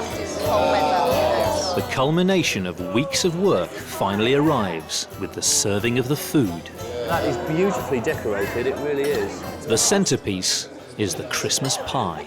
There's like a chicken and a duck and the breasts of a partridge and the breasts of a pigeon all sort of forced in really, really tight. So it's solid meat in there. Let's get stuck in. That's way too posh a pie for the likes of you. It looks very good, Ruth. It is wonderful. Made delicious. The Christmas turkey and all its trimmings also originated in the Victorian era, replacing goose. Delicious. Yes, very well cooked too. Little set of screwdrivers. If anybody worries about eating and drinking too much at Christmas, it's the essential Christmas experience. Religions and customs may come and go, but the midwinter tradition is a party involving food and drink. It's the great way since prehistory of avoid dying of depression at midwinter. One time of the year when you could be sure of being given the means of staying alive by those around you. Bring in the pudding.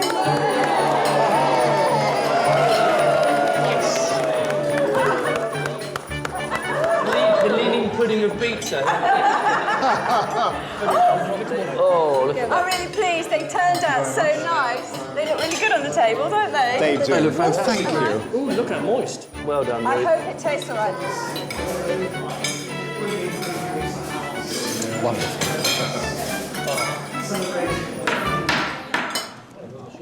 Friends, can I ask you to stand up for a toast to our Queen? Queen Victoria. Queen Victoria. So, another chance to be Victorian farmers. Another chance to be Victorian farmers, and what fun we've had this time round. Yeah. So here's to hard-working Victorian farmers. Victorian farmers, absolutely. Cheers. Wherever they may be. Dear friends, another toast. There's a toast to them as we love, and a toast to them as loves us.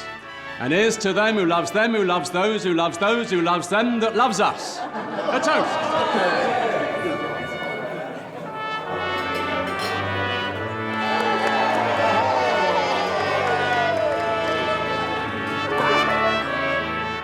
Inject some Victorian magic into your Christmas as Alex, Peter and Ruth show you how to make gifts, food, decorations and more.